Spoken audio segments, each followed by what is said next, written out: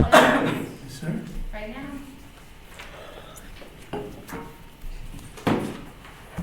All right, we will then call the meeting to order. Good evening, ladies and gentlemen. Call the Planning and Zoning meeting to order for February 23rd. We have a roll call, minutes from our last meeting, and then we're going to discuss some other things. A roll call, please. Member Bransky. Here. Member Cat. Here. Member O'Brien. Here. Member Johnson. Here. Member Castaneda. Here. Chairman Zerziga. Here. And Member Alfonso is absent.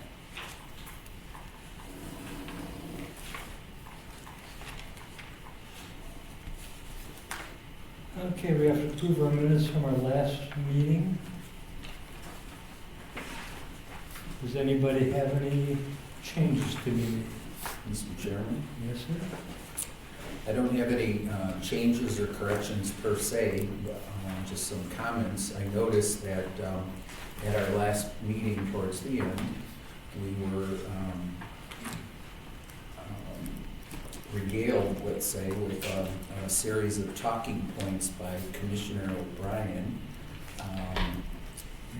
retrospectively, let's say, evaluating his assessment of the process that we went through to deliberate upon and then enact a new zoning ordinance, and none of his comments appeared.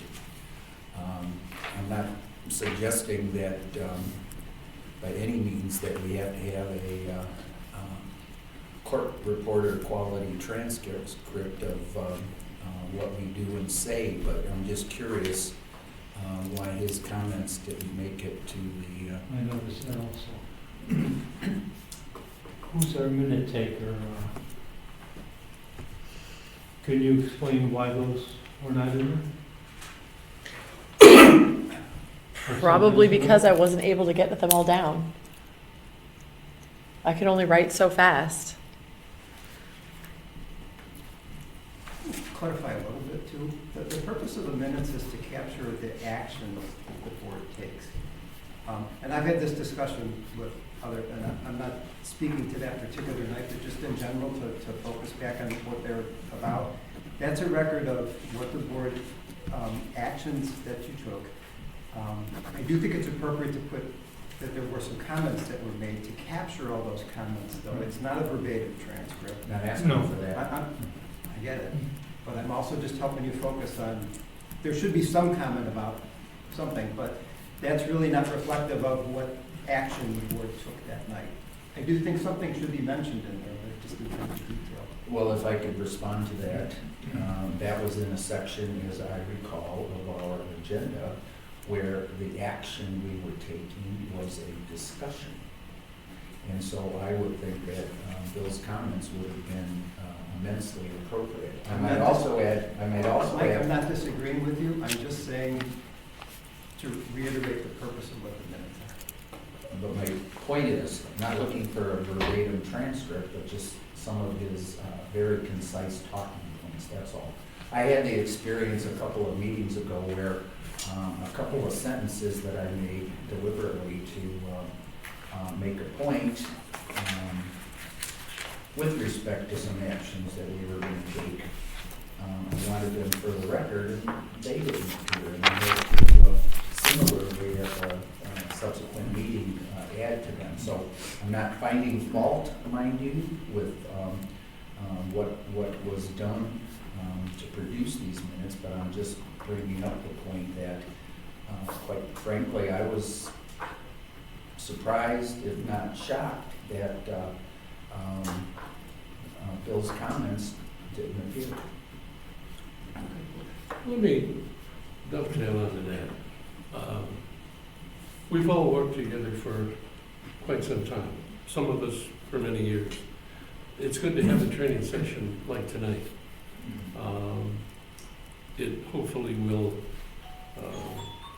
make the collaboration that we need together work better. But there's something going on, and just trying to identify it, and I hope we can all contribute and move forward in a positive way. The last meeting, the minutes of December 8th, all of the minutes, the approval of the minutes, all of the adjustments were mine with the exception of Commissioner Castaneda. And so therefore, all of these minutes were excluded from the previous meeting. This particular meeting, I'm sorry, the last meeting, I don't know. Maybe I spoke on 8 or 10 items. I even corrected something that was in the zoning code. I did speak with regards to a conversation with a consultant and my own personal objective criticism of the manner in which certain things occurred throughout the process. And so when I look at the minutes tonight for the last meeting, there is only one of those 10 items. There isn't a listing of the others. There isn't even a gist of what they were. I don't understand that. If I'm speaking too fast or too softly, I would expect someone to tell me that, so that it could get down and it could get into the minutes effectively. So I got out of the hospital on Monday with pneumonia, and I'm still suffering with it. So I could not put down the list of items from the last meeting that I feel should be inserted. And but I don't know. Darlene, what are your thoughts about what I'm saying? I need about 8 more hours in the day to type up all these minutes and get everything in them. I'm sorry? I don't. I need more time in the day to get everything in these minutes, and I don't have that. So I have to do a summary the best I can. Yeah, and we all kind of contribute to putting the minutes together, and I think I listened to the recording while reviewing them, and I think maybe there's just a lack of clarity of like what those points were that you wanted in here. And I'd love to also know a little bit more about what it is that you look to gain in the minutes, because I definitely think about this of like, what is it, like what are the actionable items we need to record versus when we have really lengthy discussions, and what is a feasible amount of information for us to be capturing when we also do have recordings and they're posted online. So understanding kind of how detailed you need it and for what end goal could be helpful. How to, your suggestion? I have a suggestion, because the minutes are distributed with the packet. So, I mean, that's the purpose why you ask if there's any corrections or additions or something. If somebody misses something that you feel is important, why not say, shoot it, just as like a courtesy comment. When I'm sending something to the judge, I don't just hand it to him that day and say, here, I need you to sign this. Shoot it to staff ahead of time and say, I plan to ask that these be added to the minutes that night. And then they're there. So if you, I mean, it's one thing if you make minor corrections or something, but if there's something that's wholesale missing, which it sounds like, and you feel it's important, which obviously you do, then shoot it to them ahead of time, and then they'll at least know, and then you can put it in there. So we should contact, if we notice something's lacking, we should contact Angela prior to the meeting. Yeah, always. I've always said contact me prior to the meeting. I think that, It's just a suggestion. I mean, it's not Right. like a legal thing, but just to make yeah, the it process makes flow it easier. smoother so you don't get lost Because in. these minutes are very detailed, I think. We try to capture, I mean, look at all these comments. We try to capture everything, but there was a lot of discussion about the zoning code that I think we were listening and trying to take in and not necessarily writing. So, and not knowing what of that you wanted in and what of it you were just kind of expressing your concerns. So, yeah, if you have items that you definitely want to see written in here, we will put them in, for If I sure. could add to that, drill that down a little more, that's what prompted my comment in the minutes. On page 4, towards the middle of the page, Member Bransky suggested that if any commissioner has issues or questions about the changes to the ordinance, that are specific to a zoning case, they should discuss it before the case is presented in the meeting. Because, you know, paraphrase my notes, this is what I think is missing in the minutes. There was no tie. That statement that I just read just kind of pops out with no reason. There's no context. So the context is that prior to that statement, there was discussion, quite a bit of discussion in the middle of the case with questions about the ordinance, the revisions, mid-testimony. And I stated that it wasn't a good look. It's extremely confusing and inefficient, as well as a detriment to the petitioner's case, where we're taking up their time to plead their case, and it lengthens the meeting. And I do So that think was my response to that. That and- discussion was captured but- in the minutes. Yeah, and I felt like my statement just kind of appeared out of nowhere. There was no Right. lead into why I said that. But that's my point, is that the petitioner's standing there, listening to us seek clarification. I mean, it's one thing, there's always going to be questions and seeking clarification. That's always going to happen. But this was meandering discussion that ended up not getting us anywhere. It didn't change anything about the testimony, it didn't change anything about the decision of the case. So that's why I feel that should be done, if we know the questions ahead of time, that there's something that's not clear, pertinent to a case, don't wait till the middle of the testimony, get it out there first, and we look a hell of a lot more professional. And secondly, I think it's really unfair to point fingers at the staff who's taking the minutes. I think the administrative decision on what the content of these finally are after they're typed up and compared to the recording lies elsewhere.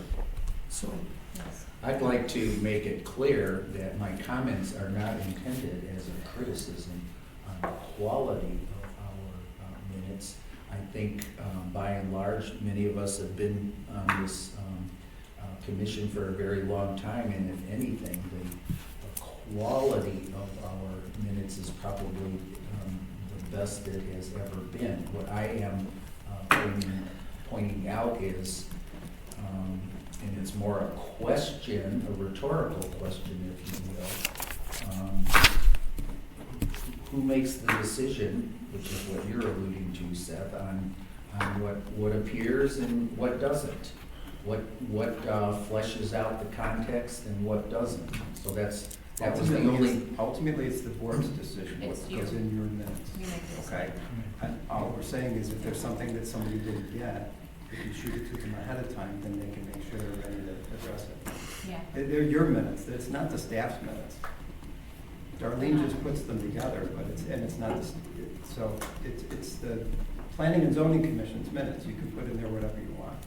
But once again, my comments are intended to provoke this discussion, not to find fault with anybody. I think the quality of our minutes is the best it's ever been.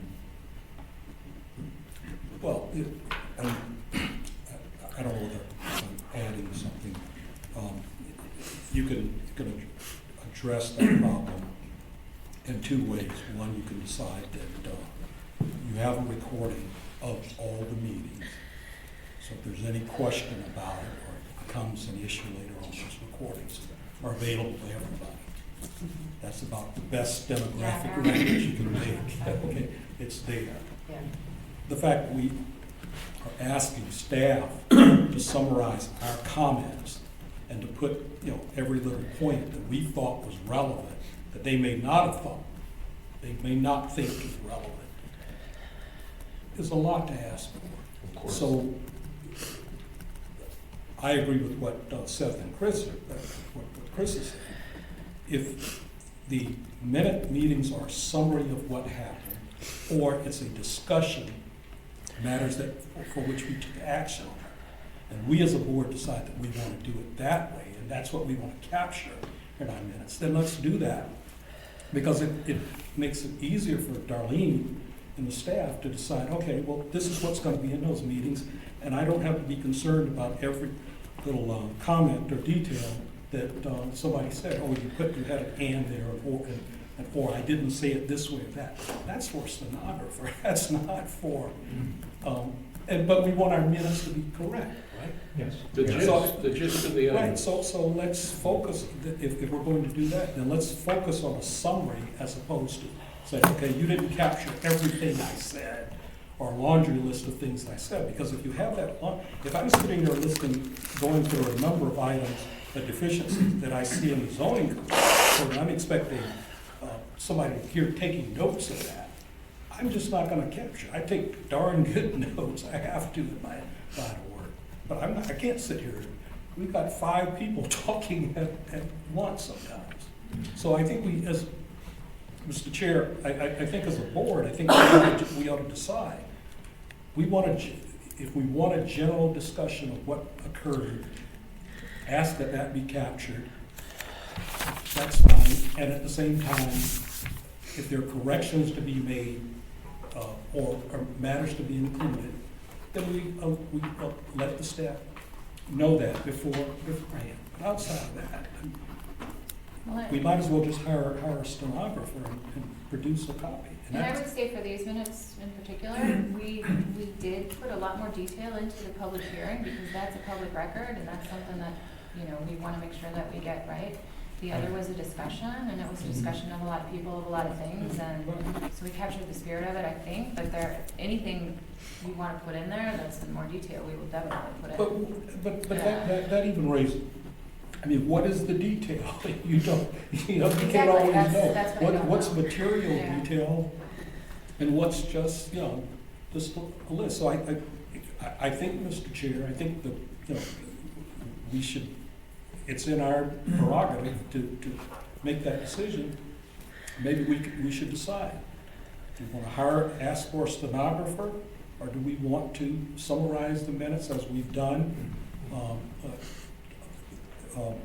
Summarize them in a way that it captures those items for which we actually took action upon?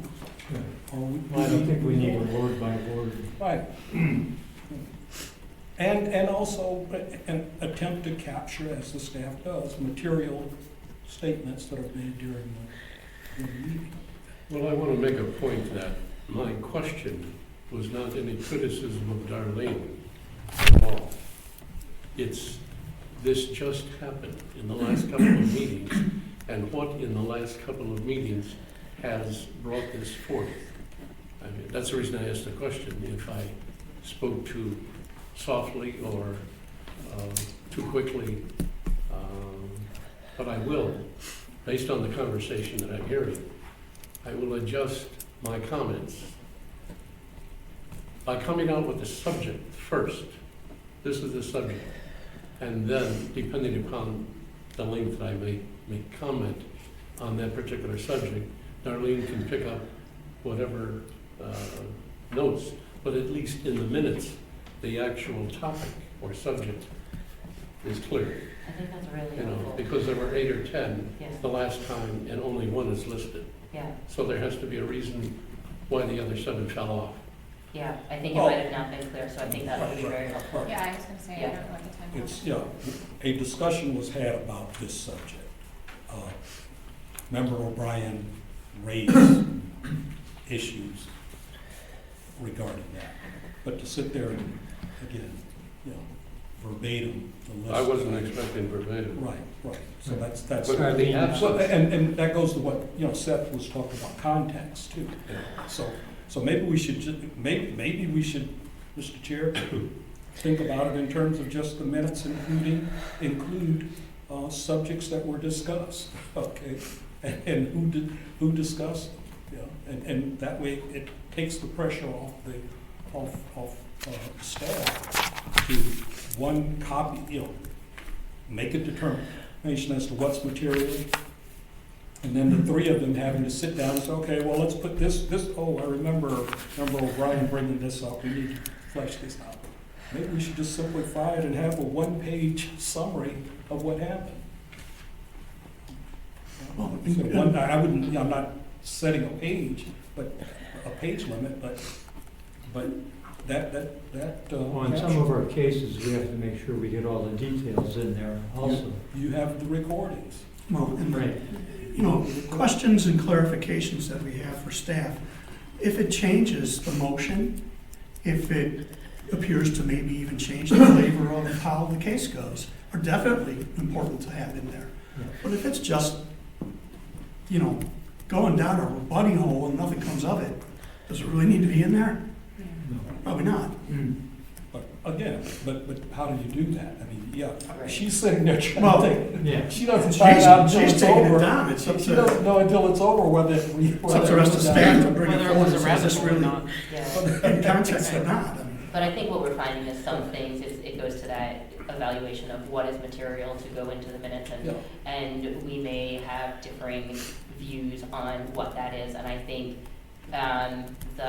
especially when these conversations go on for a long time, to try and drill down to it, so I like, Member O'Brien's suggestion of, say, you know, especially if you have a lot to speak on, to kind of give it some headings, that's super helpful, and then if they want to get them to us in advance, for sure. well, that's why I suggested that if you come to the meeting, you did your homework, and you know you have questions or clarifications, get them out there before we start the testimony. That way, your questions and clarifications and the subsequent discussion doesn't get lost in the wash of the testimony. It's right out there in Yeah. front, and it's a lot easier to capture it. That's a good idea. Well, it's a lot easier to If capture. you want to capture it. Right, if you want to that. If it's worthy of being Right, captured. exactly. That still means, So that's- okay, she's We still gotta make trying a decision, yeah. trying to write down everything you're saying. I just think it. Darlene, are we normally talking loud enough for you? Oh, yeah, I can hear you just fine. Okay. I It's just a predict matter though that of she's gonna have quite a the challenge. time you tonight. have. Yeah, She just wants us to say less. The discussions like this are much harder to summarize when they're kind of ping-ponging around. Yeah, exactly. Minutes take forever to do, Yeah. and there's so I know. many judgment And- calls in there and that are the- hard. It takes me about 3 days to type It's it. a- There's it's a- so much yeah, work. It's a full-time job. I chair meetings at my job, and it takes me 3 times longer to do the minutes than it does to run the meeting. Yeah, is that true? It really does, So- and then, yeah, So I think these are all fine suggestions, but at the end of the day, I think, you know, we probably need to try to come up with a way to, you know, to shorten these meetings, especially when you have a recording there. I mean, meetings, the minutes, when we have, so, you know, maybe we can take this home and think about it and come back with, okay, you know what? The minutes will be a couple pages, it'll address who raised issues, generally who raised issues, but not verbatim, you know, he said this, I said. Another suggestion along with that, if you took notes, and you took good notes, especially of what you asked, turn them in, make a copy, or let Darlene snap a picture with her phone, so that she can take your notes. If you and want incorporate. if you find your notes to be that important, give them to her. But I mean, Help out. I mean, I'm in favor of stop, I didn't know that that's what was being done. So I'm in favor of stopping that process. Yeah. Okay. So are the recordings archived? the recordings are on the website, Yeah, I'll show that yeah, when we get to that point, and show you where they're to out find there. them. That's too much work. Yes, it is a lot of work. And she's done a terrific job trying to keep up with us with all the things we've been doing lately. It's been a busy time. There was a suggestion I thought I heard about the minutes coming out earlier for a review prior to the meeting. Did someone comment about that? I did. You did. Well, I saw the minutes for the last meeting were submitted as part of the board packet, so you had them ahead of time. So if there was something that you saw that was not, you felt was important, that didn't get in there, you could just send that to staff ahead of time so that they know, and so they could insert it. Well, maybe we should ruminate on this and figure out Well, something. because we normally get our minutes, A week in advance, Right. yeah, on Friday, the Friday. Friday before our meeting. So we do have time to go through them. I mean, And yeah, it's not a situation where you're asking staff to change the minutes at that time. You just say, I'm gonna bring this up as an amendment, here it is. right. And then it just makes it easier. We all filter things through our own frame of reference, and so what is important to you may not be important to me, not because both of us are wrong, or one of us is wrong, but just because of how we have different viewpoints. So it's hard to pick up the gist of the conversations. So, it's all good. Mr. Chairman, I got one more. Yes, sir. 2 paragraphs up on page 4, says, Member Bransky stated that the intention of the commission and staff is to maintain a list of ongoing topics for further discussion, blah, blah, blah, blah, blah, blah.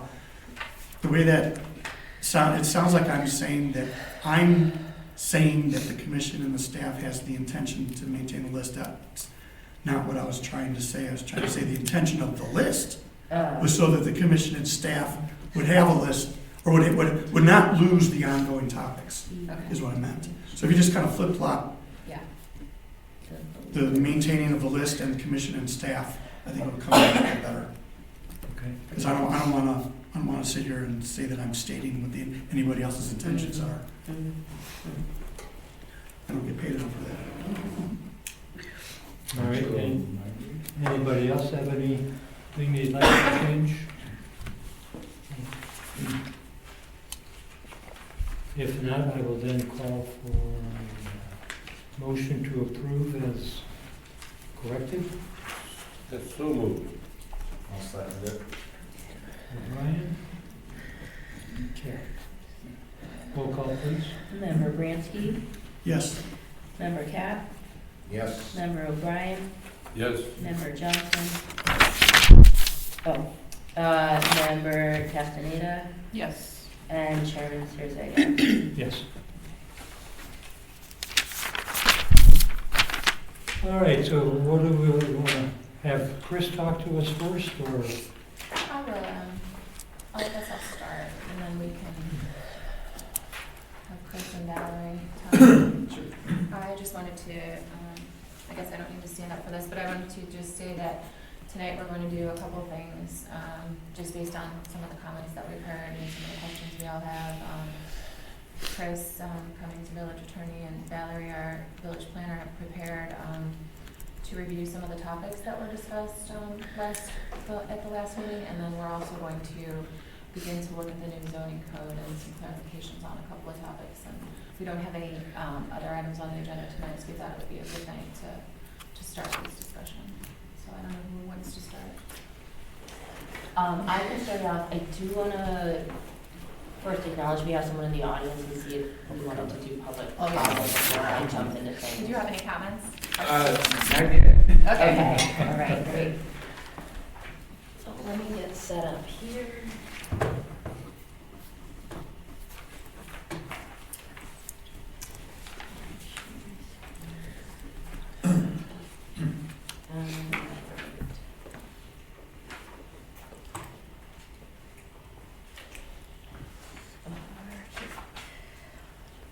Okay, so we've got 3 topics I want to go through as kind of our refresher to planning commissioner training. And the first I'm going to start with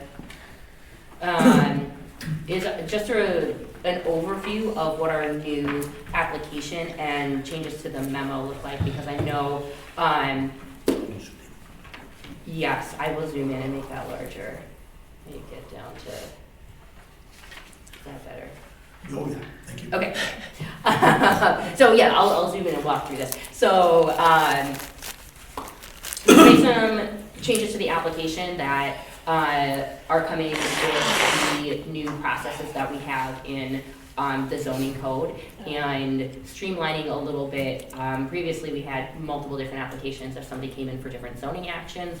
The intent with the new one is that if it's something coming before planning and zoning, they could kind of fill out a few different things on one form to eliminate some redundancies.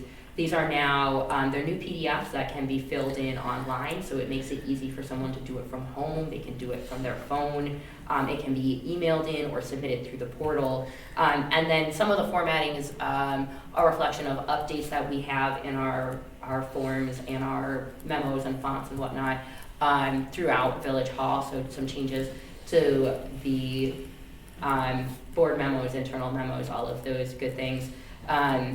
I don't know if you all saw in the news recently that I think the State Department also changed their font, and it was like big news. So we're just keeping with the times here. There are actually some good articles out there about like the benefits of the sans serif font over the serif font, but I won't bore you with that. So, what I'm gonna do is, starting off, is walk you through the new application that you'll be seeing. I do apologize, it wasn't included in the last packet, so it was, the application form was missing from that one. But you'll be seeing this going forward. So to give the overview, I'm gonna zoom out a little bit here. It's 2 pages, and as we walk through it, we've got that property information right at the top. So a good kind of clue in what we're talking about in the first box there. We've talked about some properties held in common ownership, so I'm trying to lock down on that a little bit more. We'll know whether we need to talk about consolidation when they come in, or if there's multiple lots that are contributing to the overall parcel in subject property. Next box down is for a requested use. This is the thing that we see most frequently, are those special use requests. So here we would see, for instance, our salon or spa, or let's say an automotive use, how large the space is, what parking is provided, and existing use, and a little checkbox, because these might be used for things other than just special uses. We could, for instance, be looking at something with a use and site changes. The use is permitted, site changes are under review.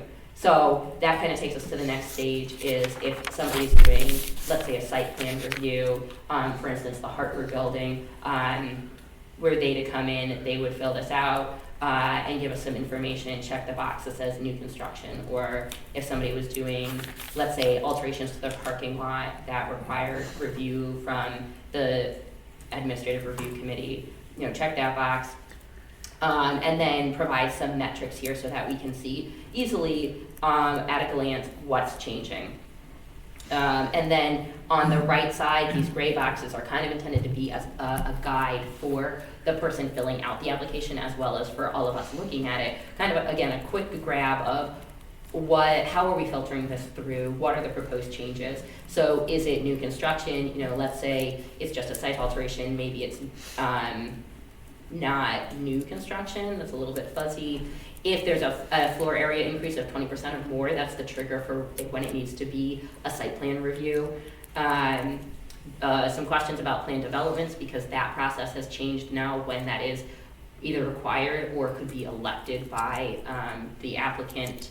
And then site circulation, landscaping, and exterior alterations. These all kind of trigger what are the paths to entitlements that will be needed. So that's the little kind of yes/no flow chart there. And then at the bottom, I think the thing that we hopefully see less frequently are requests for zoning relief for changes. So this is, let's say, the Petco that came in to get the veterinarian or the veterinary clinic amendment. For instance, they would fill that out and check the applicable box.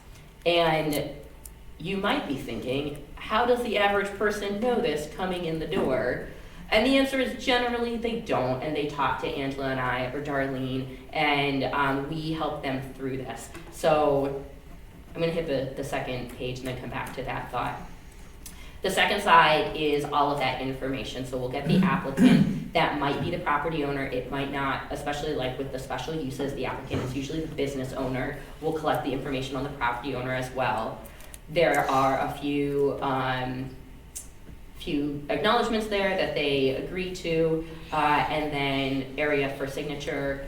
And at the very end, you'll see this, but you probably won't see very much in it, because this is something for staff to use and fill out, particularly after it's come before you, to say, okay, the request by the time it went to the village board, approved with conditions, if there's any comments, a box, and there's multiple lines, because again, it might be one case that has a special use of parking variance and a site plan review or something. So this is really creating a record all in one place that we put in the files, both digitally and in a hard copy, so that looking back in the future, we've got that summarized in one place.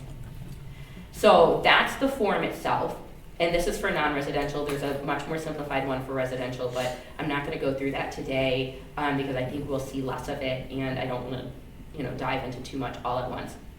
But I do want to show you these other things that we have with the application. And for context, all of this is, the little Zoom thing pops up and gets in the way. How do I make it go away? Okay. All of this is on the village website, on our planning and zoning page.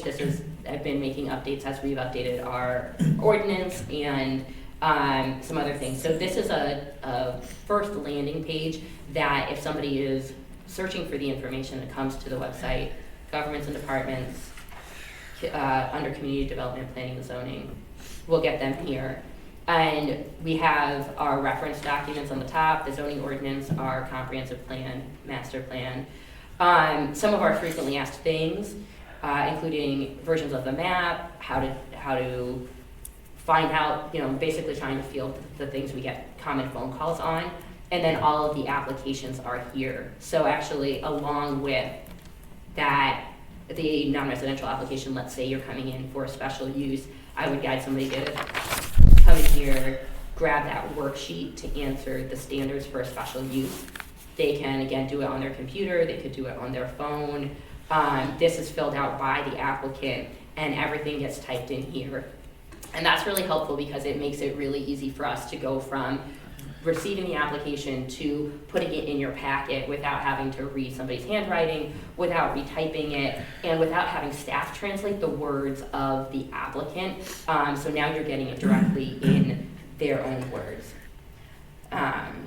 So then going back to the application, what often happens when somebody has an inquiry about zoning, either they call or they come to the front desk, and Angela and I talk with them and give them the overview of what they need to do. So we've got this packet put together that has a couple different pages. The very first one is that overview of process and requirements, so that they know for every application, this is what we need. The application form, your ownership or authorization by the owner, the list of materials that we have below, depending on what your request is. You've got to pay your fee, and then the plat. Although sometimes if we already have a plat on file, we work with them on that. So this is a checklist. It also ties into the Appendix A, which I have a copy of for all of you, which is detailed even more about what each of these pieces of information need to include. And then the next page provides an overview. And so I use this when I'm standing at the counter as somebody to say, okay, here's your process. We just did this for the next case that's coming up. I met with them, said, you're doing a special use permit. This is about how long it takes. We're going to do the publication 15 to 30 days before the meeting. We'll have a process, kind of walk them through it. And other times I've said to inquiries coming into me, hey, this is where you're going to find that information. Go to the website. If you download it, you can see an overview of the process. This is most of our, well, actually, I'll say this is chapter 7, and this is chapter 6, the plan development process. So those are all a part of the packet so that the applicants coming in are prepared. And again, we walk them through it all because a lot of people, this doesn't make a lot of sense to them. They're not equipped or used to talking planning and zoning languages. So then I want to touch on the packet or the memo, and then I'll open it up for questions. Did I download this? I did. Okay. So I think you've been seeing this a little bit. The format of the minutes, again, just getting the headers and footers and fonts up to speed with what we're doing with the rest of Village Hall. There's a bunch of stuff in here. Okay. So the staff memo, let me see if I can zoom in here.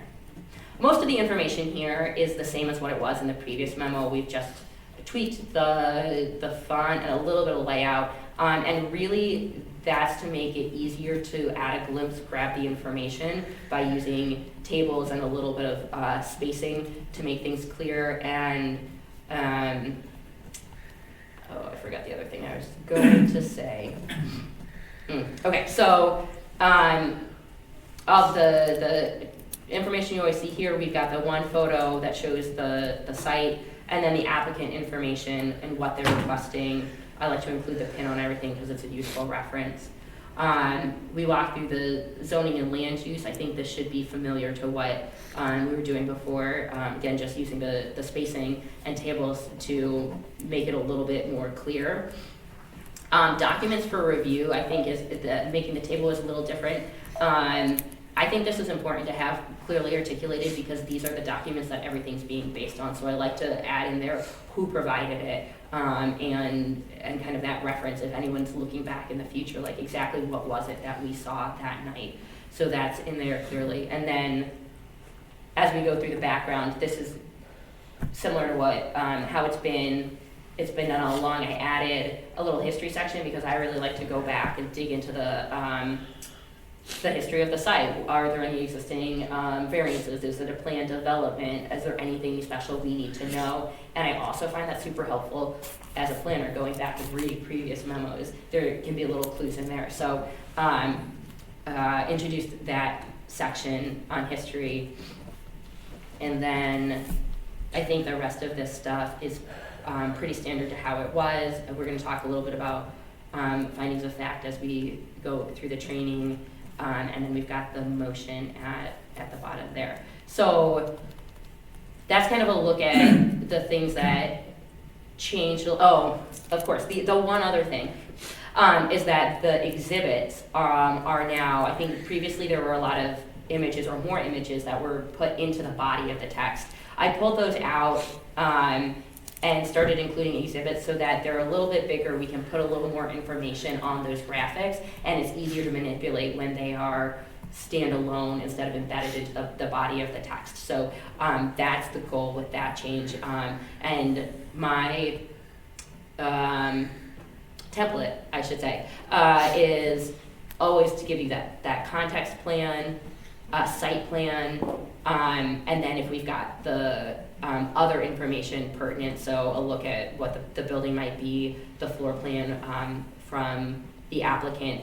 And this, to a degree, is also helping out these applicants that may not have a proper site plan. We have a lot of this information readily available, so that's where staff is compiling it to go in there. Can I add something? Can we go to the website and show where this is on the website? Because I think it's also important to note some of these changes are to make it clear to the public, because prior to last year, all of this information was not on our website. So now we have it all on the website. We have a program that actually, puts together the agenda for us and puts it on there in the same format that the village board packet is in, so that everything is consistent. So if you can go to the agenda packet for planning and zoning, you can see where the video is, Yes. so that you can view the whole meeting. It's all up there. Yeah, I'm glad you mentioned that because I did say I was going to show Yeah. where the videos are. And right, so that's on this page. I've got it bookmarked. I don't Can you know click on one of the agendas? if I could show you how to get there. You cut my poorly timed bad jokes out of the video. Yeah, we definitely do edit Yeah, it. we just Check, check. No, I mean, that is one of the points in my next part of the presentation is just remember everything you're saying is being recorded. Yeah, so today's agenda, for example, these are the links that I send are open to directly to these. Sometimes I use the If you use the HTML agenda one, packet, you can which is click on interesting. everything. Yeah, exactly. And then here, So you can go down and if you just want to see one item, like the commissioner training refreshers, then you click on that and it comes up. ooh, it's a little slow. So Yeah, that's pretty handy that it jumps.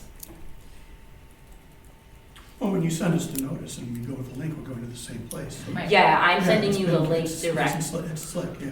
Yeah, directly to that PDF. The other thing is if you ever want to go back and, okay, let's go back to one of our previous meetings. Yeah, you remember one where there's a case that's similar, and you wanna Yeah, drag something up out of that, we do that all the time. right. So, Right. and You can find the minutes here, you can find the Zoom recording as well. it's also very practical because I don't know if you remember when we had big cases, half the time they wouldn't go through email, so we would have to send 3 different emails, and find it, and then you'd have to go into, your junk mail and try to find it, or we'd have to print it out. This works out This better. is all online, so we can put as much information on there as we want. So it makes it easier for everyone. And it complies with the tree committee, because we're saving a tree. There we go. See how it all works together? Saves a lot of trees. Yeah, yes. So that was the big overview on the applications and memo. Are there questions or like thoughts, things you wanna see, that we can tweak this so we're all kind of working I've together got on a the same question page. on, Yeah, back on the application, you had one picture where we want to see a copy of what they're planning on putting into space. okay. Does it state on there with dimensions? It should say that on, Like the last case we had, it was a small space, but,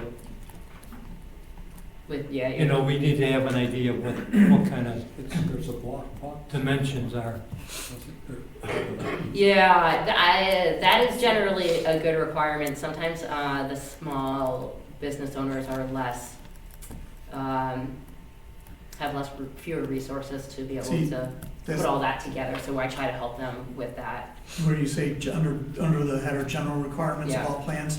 Scale. All plans must be drawn to scale and of a scale appropriate to convey all information. Problem is, we aren't here with an engineer's scale Right. scaling it, so we do need, Right. I think it's, They need dimensions. they should be, maybe it might be better to say drawn to proportion with appropriate dimensions Okay, to convey right, the attributes of the space. yeah.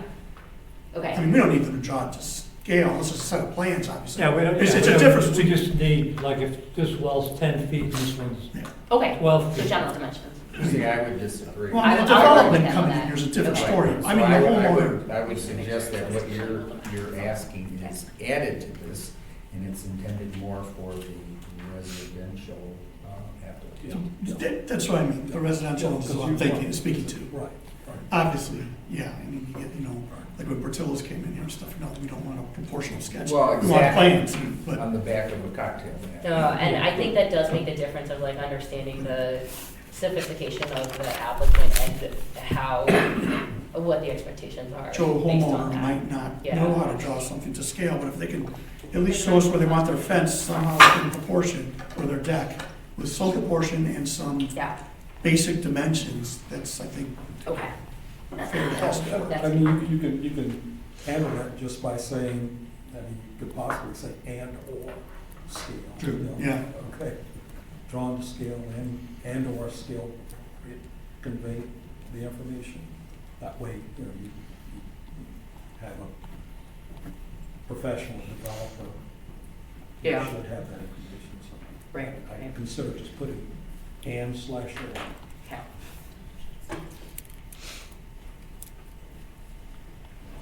Other thoughts? Question also came up last meeting about a handwritten signature. Mm-hmm. Do you want to weigh in on that, Chris? And we'll go to our attorney for that. That's where I went with the question too, yeah. Well, electronic signatures are very common these days. Right. But the reality is the person that's also testifying is right there. You can always just ask them, did you sign this? Does this represent your signature? And then wouldn't that solve the problem? It would. Yeah, okay. So, but the requirements of having a wet ink signature these days are going away. Yeah, it's DocuSign. Not even, I mean, Dexter knows what, 2 or 3 years ago when I had to go to probate court, everything had to be an original signature and pen and ink, and these days, everything is e-filed. And so you're making a representation. Right. You're typing your name and you're making representation that it's. So you've got the best of both worlds, because you've got the electronic signature, but you've also got the person standing right there. So I would think that would solve your issue. To that note, in the minutes, I made the suggestion that could we add at the end of the application, if they're doing it electronically, you're not gonna have that hand signature, just checking a box that says the information provided here, to your knowledge, is true and correct. Mhm. I mean, it may be not even necessary, but Doesn't hurt.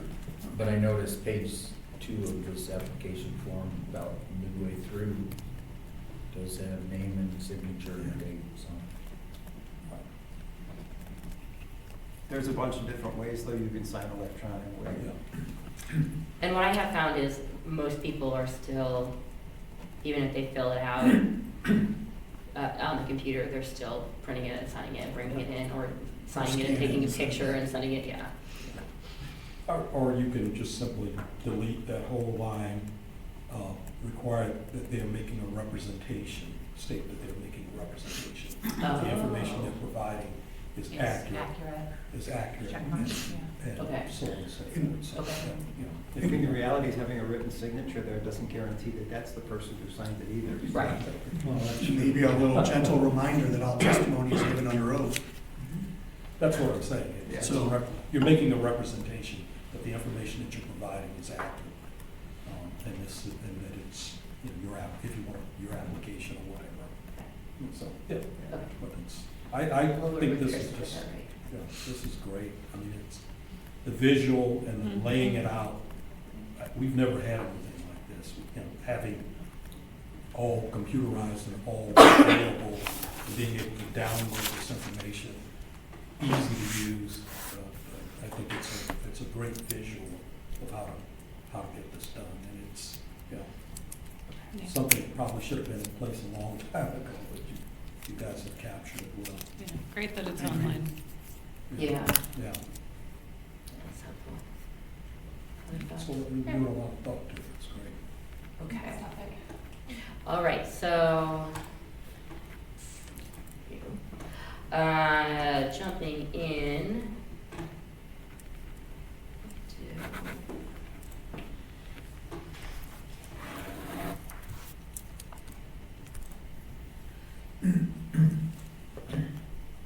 man, I never do slideshows. How do I? There we go. Someone's got to show me how to get rid of when the Zoom bar just sits on top of it. Top left corner? Yeah. It's got a little minimize bar? Oh, It's that's- still a teeny bar, but No, it's not a box. The big one on. Oh, when you yeah, present that I it. don't know. Oh, But anyways, I'll Google that later.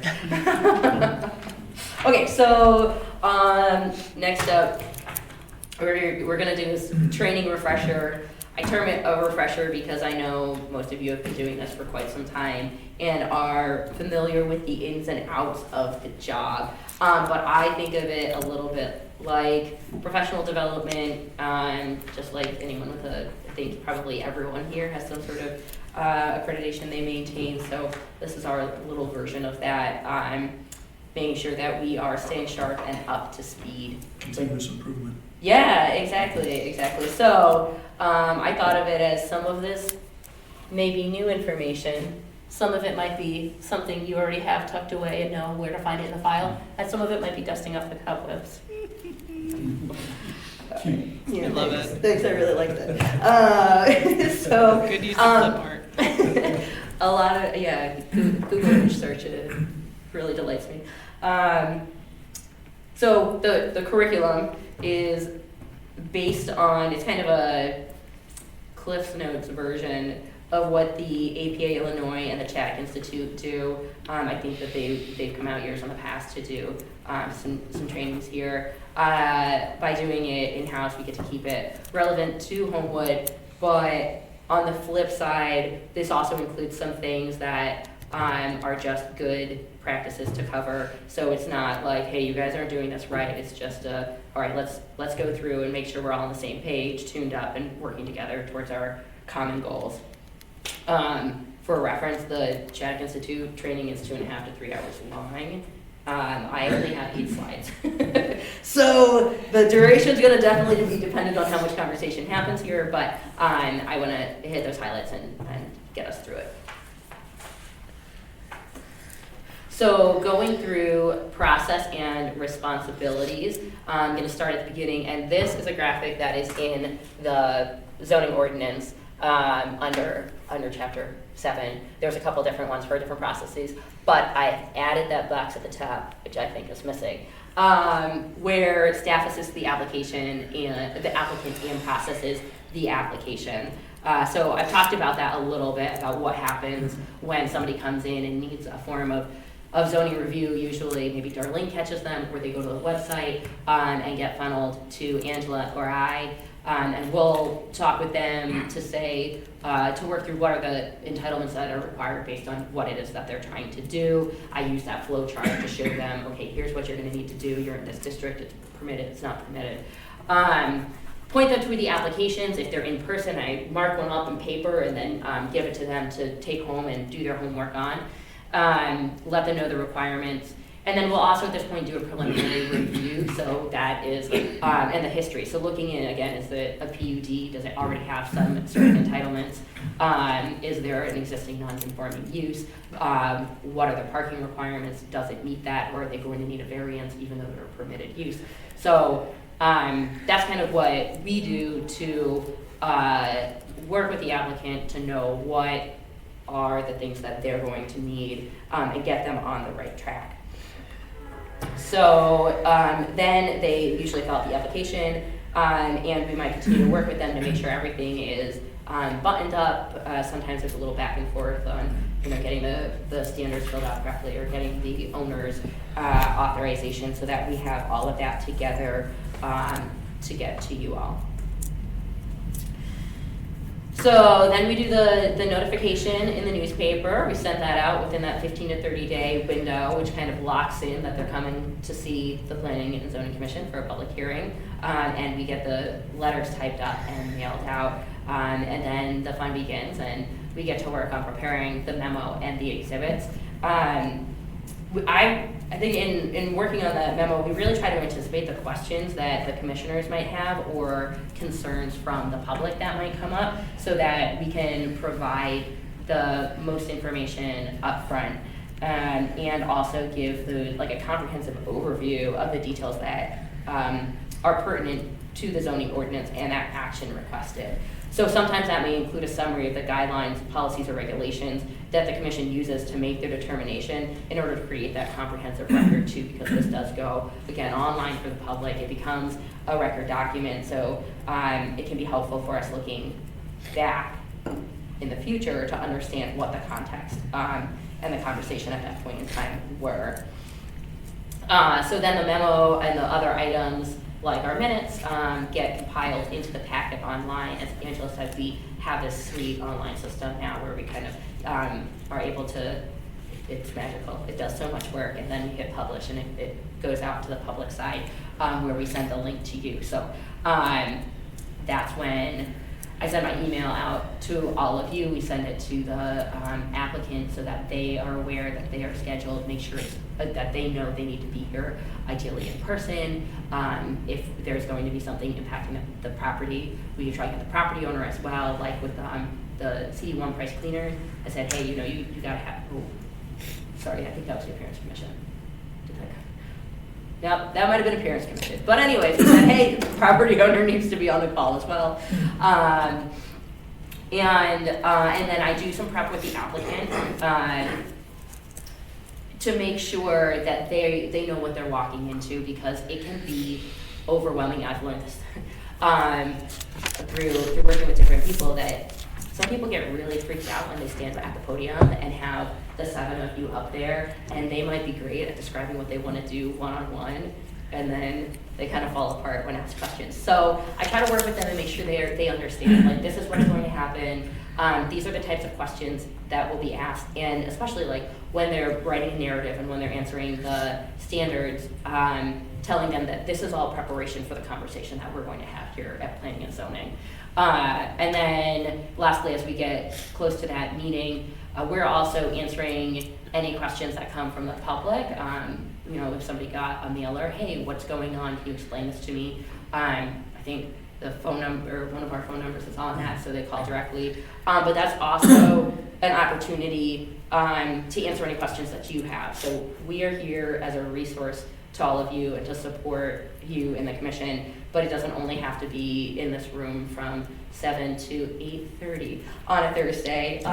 Call us anytime, and that can be a really great or kind of smoother way to bring, if you've got changes, if you see something that doesn't make sense or is a little bit wrong, we're happy to acknowledge those or call it out in the meeting, but knowing ahead of time can also be a little bit more effective in the delivery. All right, Open Meetings Act. Before we get to the meeting, let's just hit a few highlights here.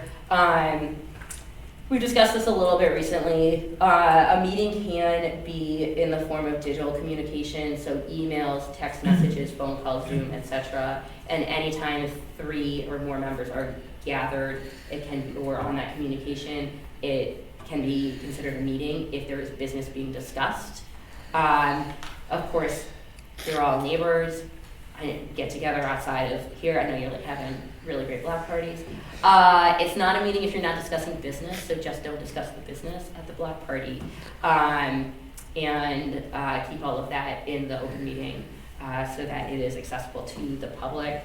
And then the last one that I learned a little bit more about recently, and I hear that you all are fabulous at this, is not discussing a pending case outside of the meeting. If somebody comes up to you at the grocery store and is like, hey, I got this letter in the mail, what's it about? Invite them to come to the meeting, to share their concerns, to hear your opinions. Like I said, I was told you all really rocked that during the country club Well, meetings. I could shed a little more light on this. Yeah, I was bragging about all of you who were lucky enough to be on that a couple years ago. But the point is, there was a lot of contention there, just to put it mildly, and everybody on this board was very good in terms of keeping their feelings in check and sticking to the facts. And the purpose for that, the whole purpose is to give the applicant a fair hearing. Okay, we're not talking about Walt Brown, we're talking about the rest of the world and the stuff that you have on a daily basis here. If you're going around and sharing with your neighbors your feelings on, what might be in the board packet, and you haven't heard the presentation yet, then effectively you're telling everybody else that you may have prejudged this, which obviously you haven't done, but the point is that's the way it looks. So the point is, if somebody says, hey, I got this letter, you can say, yeah, it's a hearing, planning and zoning. If it's something that interests you, then they come on out to the meeting. The point is, you don't want to start talking about, yeah, and I think it's a really crappy idea, and I don't know why they're even proposing this. I mean, that's the kind of thing that calls into question a fair hearing. The bit about the Open Meetings Act, the other question that came up to me was, can you disseminate something to the entire board? The answer is yes. But it reminds me of that comment my dad would tell me all the time, is that just because something's legal doesn't mean it's a good idea. We had a trustee years ago, who will remain nameless, who insisted on sending everything out to all 7 trustees because he had to share his thoughts in front of the meeting. That's not a problem. It's an invitation to a problem, because as soon as somebody else hits reply all, or says, yeah, I agree, then all of a sudden, boom, you've now jumped off the cliff. So, I have the village manager trained, and I had the prior village manager too. When you're sending something out to all the trustees, you're not going to see who else that email goes to, because all those are hidden. They're all blind carbon copied. Okay? That prevents anybody from hitting the reply all thing. And the reality is, you really shouldn't be discussing anything outside of the meeting here. That's the purpose of this. Once again, that goes to the fair hearing thing. If we're all discussing things on the outside, and then you come in here and it's already a done deal, then certainly have a good argument that it's not a fair hearing. The last thing is appearances matter. So, at the block party, everybody does that all the time. A couple of trustees years ago, it was more than a couple, the village president used to like to take the trustees out for ice cream at Culver's. Oh no, we only talked about the White Sox. The reality is everybody else comes in afterwards. In the old days, they all used to go to Scorpio's, talking about history of buildings. We miss Scorpios. Now, no, Blueberry Hill. And it went through a few different iterations. But there was always the meeting after the meeting, where everybody would go in there and have a few cocktails and, tell you what they really thought. That would not fly today for a multitude of reasons. But appearances matter. That's why I always talk to our new trustees and I say, you really shouldn't have, it's okay to have your phone up there, but put it on silent. The last thing you need is to have your wife pinging or your spouse pinging you for something while you're sitting there at the meeting, because the perception for everybody that's watching it is one trustee is communicating to another trustee, but it's not public. So that's all I'll say on that. I'm sorry. If I could dovetail off that. Yeah. Also, no matter how tempting it is to make comments on social media on the idiotic, home, You will sweet never home win. wood, this, that, or the other. Can't tell you how many times I've wanted to just throttle people. Yeah. Gotta keep your mouth shut, and I do not interject in those threads or conversations, because my name's up there on that day. I don't want anybody dredging up something back at me or at the board for something that I might have said or agreed with or disagreed with in social media. So I steer clear of that. So I would highly suggest that to everybody. Yes. It's a really good point, and I don't think that's written into As the tempting as it meeting, is, the act yet, yeah. because some of the comments, oh my God. And I don't know that that's ever an issue with this board, but I have other boards where it's definitely an issue. People feel that they have, you're never gonna win an argument, you're never gonna convert somebody. It's usually not an educational experience. Save yourself the grief, don't even go. Yeah. All right. So now we are at the meeting. Just the comment order of operations, which I think we've got down pretty well. The chair introduces the case. There is an option if you want a presentation. We're always happy to go through the facts. I think we did that at one of my very first meetings. I just gave an overview. It can be helpful to members of the public. It might be helpful as we're working with the new zoning ordinance, where there might be things that are like, well, why is it like that? I'm happy to do that before we bring the applicant up, kind of to the point that you've made, Ms. Pransky, about kind of having that conversation ahead of time. So think it over. I want to put that out there as an option. Again, we're here to serve you or be a resource. So then we do the details of the facts of the case. The petitioner or the applicant comes up and presents their request. I usually tell them no more than 2 minutes. Some people are better or worse at hitting the highlights. And then there's the option for the public testimony, if people are in the audience. And those comments and questions are directed to the commission. Some commissions are less good about this and kind of having that back and forth conversation, but just always bear in mind that the testimony is really kind of one directional, and then once that section of the meeting is complete, the chair might summarize or restate what they've heard from the public, and then the commissioners can go through their questions, and they might then at that point call in, let's get an answer on something that we've heard. But that's kind of the flow on that. So I think, again, something you all do really well is going down the line and asking those questions. To the earlier discussion about meeting minutes, it's really helpful when we kind of stay on like one person at a time. It makes things make more sense when we put the minutes together. And on the discussion, kind of just keeping that all kind of, I guess, orderly would be a good way to say that. So, Can I? yeah, jump in. I'm gonna check my notes. This sort of covers the commissioners ask questions part. Maybe, a little bit more granular.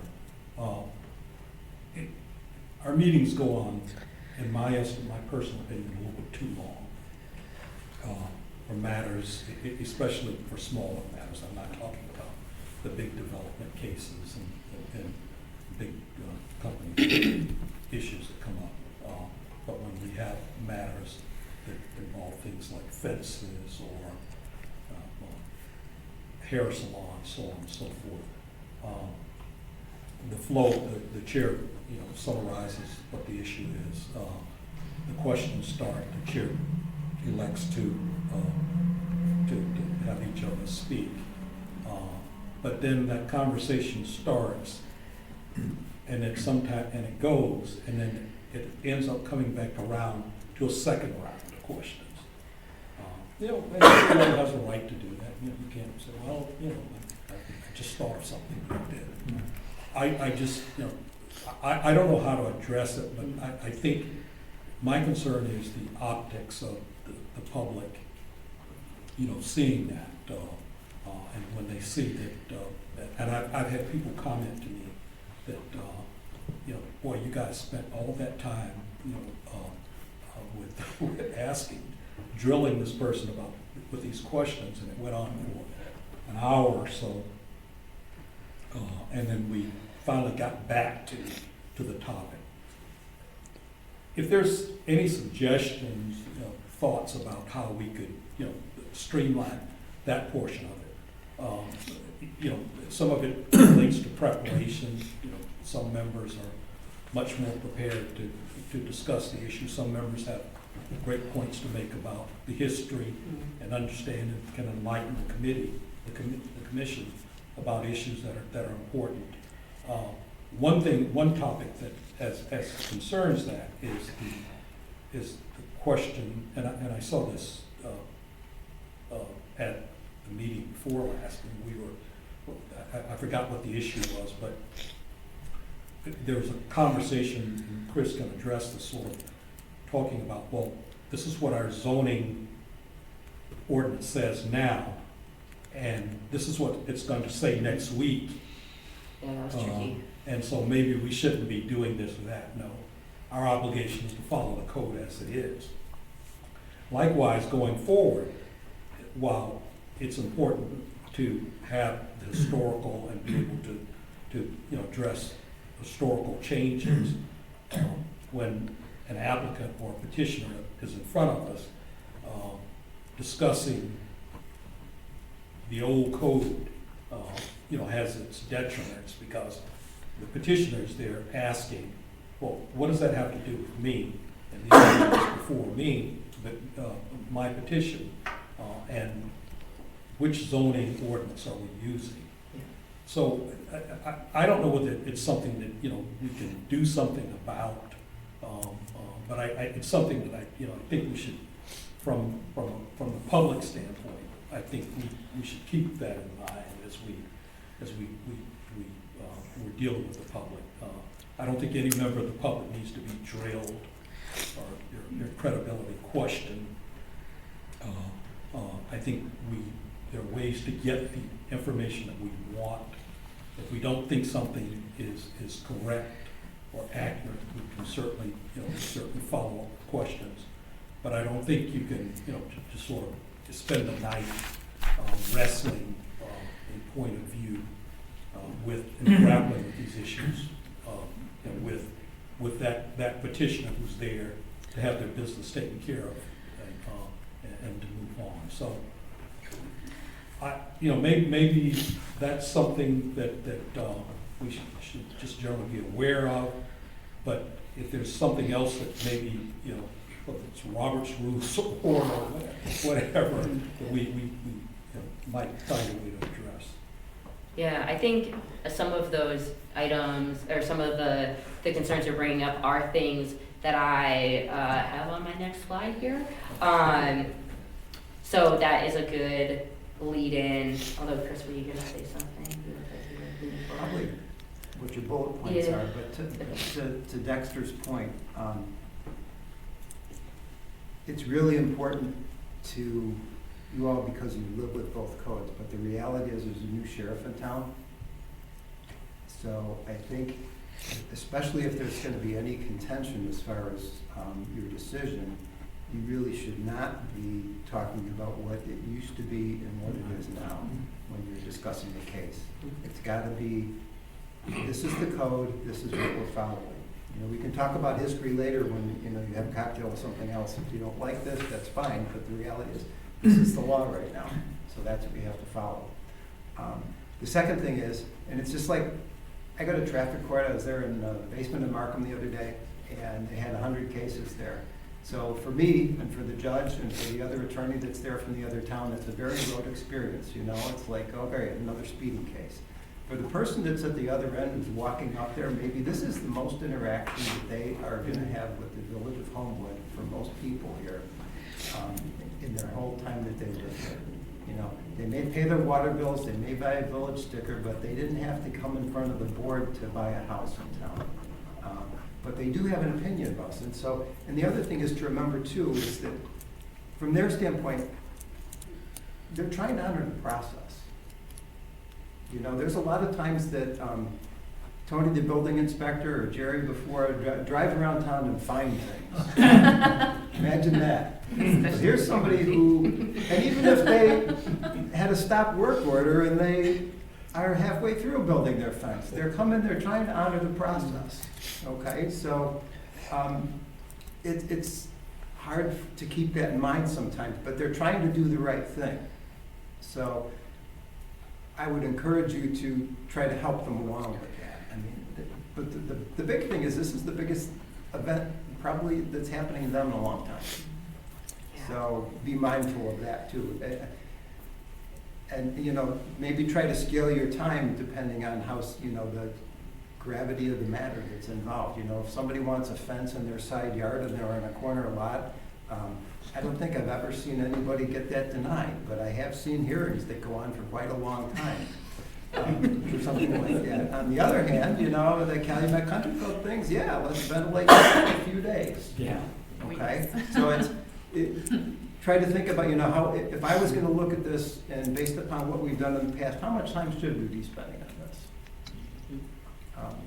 No, I think that's a good lead into the first on my list here, tips for success, which is be respectful towards everyone. It can be really nerve-wracking, especially for someone who's kind of hopes and dreams of what their home will be or starting their business come before you. It doesn't mean that you have to say yes if it's not the right decision to make on that case, but just to be respectful. And the mayor says something when there's a lot of people in the audience who are going to speak. He says something along the lines of, be respectful of the board, be respectful of the audience, be respectful of each other, because after all, this is Homewood. And I just think that's such a wonderful, I asked him today, what is it that you say? And he looked at me like, what are you talking about? And I was like, I was so moved that one time. So I think that's just a good thing to always remember. Use the agenda as a guide. Our chair has an important role in keeping things moving through the agenda orderly and keeping everybody on task. So the agenda is there as a tool, and as we learn and test the new code, and there are questions because it's the nature of adjusting to something new, we can always discuss those either before the case or as new business, kind of as we've been talking about, maybe trying to extract that from the petitioners or the applicants portion of it, but obviously there will be a need to kind of have those discussions here, so always an opportunity to do that under new business. As the commission and the people sitting on the dais, you all set the tone, so just remembering let's keep it orderly, respectful, and concise is another good one. A lot of times there are, like, everybody comes prepared, which is great, so you might have questions that somebody else has asked, but you don't want to appear unprepared. You don't necessarily have to ask it again. You can say my questions have been answered, or I had that same question, it's been answered. Things that can keep us moving through so we don't spend an hour or more on a common special use. And then let's just remember to focus on the facts that are material to the zoning request. We're going to talk a little bit more about the standards and the findings of fact, and maybe that will help kind of hone in on how can we, I think to the point that you brought up, Dexter, how can we keep things streamlined a little bit. I've got a worksheet that I'll share that might be useful. So there's that petition we talked about, standards. Can I ask you Yeah. a question so you can move on? Yeah. What are the facts? You say focus on the Oh. facts, and that's Ooh, I can go there. Chris, thanks. Yeah, that's something that we need, because the facts, you know, they're facts, they're material facts. Right. Do you want to dive into that now, or can I table it and You finish want- off like I'm 2 sorry, slides, I didn't- and then we're going to go deep Okay. on facts? We're Okay, not going great, to do great, okay. I'm gonna let thank Chris you. in. Yeah, we're not gonna. Okay, but yes, that's a great point, because I have been working through that myself of like, what are the facts that we need, which has led to some of these conversations. So make the facts based on the standards. Again, we're going to talk about that in a few slides. And then it's really helpful if you vote to deny something to make it clear connection to the standard so that it is defensible of the reasons why, and that it doesn't come across as arbitrary in any way, so that we have good record. It can go into whatever goes to the board. Sometimes you all also say when you're voting for something the reasons why, and that is also helpful, though less required. So those are the tips. The next step after Planning and Zoning Commission is that the majority of our cases are legislative actions, so they go to the village board where an ordinance is passed and recorded. That includes the findings of fact that determined, or the basis of the determination, which is the recommendation you all make. And the minutes are also by reference, so kind of thinking again about what is the content that we put into the minutes, just as a reminder, they are referenced in the ordinance, so it does kind of build to the record, and particularly for cases a little more than discussions. And then that middle one, Planning and Zoning Commission does not set precedent. I gotta say, this is something that I just learned a little bit more in depth recently, and so whether you know it or it's new information, I want to talk about it, because I think this does come up, especially when it comes to variances. Are we setting a precedent? If we give somebody relief here, do we have to do it to the next person who comes before us? And the short answer is no, because each case is considered separately. Each piece of property is different. So while you need to use the same standards and considerations and not, again, be arbitrary, it doesn't set a true precedent. Lawyers, correct me if I'm wrong. No, well, Christine, that sort of reminds me of situations where we have people come in and they say they've got photographs of the house down the street that has a fence just like that, that's non-conforming, but that's their evidence of why you should grab up. Ooh, yeah, I used to have to explain that to people all the time about signs of why they can't have a bigger one. But it just goes to your different precedent comments. Okay, and so then that brings us to my last slide, which is a little more in-depth talk about standards and findings of fact and what are those facts. So I'm going to hit my bullet points and then I'm going to turn it over to Chris to talk a little bit more. I've been digging into this a little bit because it's something somewhat new to me of stating these facts, and I want to understand better what are the facts we're stating and why, when we take the findings from the Planning and Zoning Commission and put them into an ordinance that goes before the board, I realize we're actually kind of repeating things because we have these whereas clauses that state all of the baseline facts, and then we're restating them as our findings. So it's kind of gotten me to this point of like, I want to know more because are we doing it right? And sometimes we get to a point where we're just doing what we were taught before the person before us, and it may either have gone off course or it may just be the only way we know. So I'm kind of checking in to reassess and make sure we're all, like, it's functioning as it should. So what I found is that our findings are kind of statements of the details rather than the facts that inform the decisions of the commission. So for instance, we usually state that the applicant's the property owner and has their permission to request the action, but that's not really a finding. And the findings are the things that make a defensible case or create that record of logic and are unique. And I've got notes over here. So especially going back to what are the facts, then the things that are pertinent or material to the zoning case, I usually put on the hat of what are the potential negative external impacts. So a snippet from the APA's, one of their slides talks about what is not within the authority of the Planning and Zoning Commission, and that's things like financing, internal business operations, price points, or the free market. So those aren't really within the realm of zoning, but what are the external impacts? And usually, I mean, it comes down to the things we talked about: parking, fumes,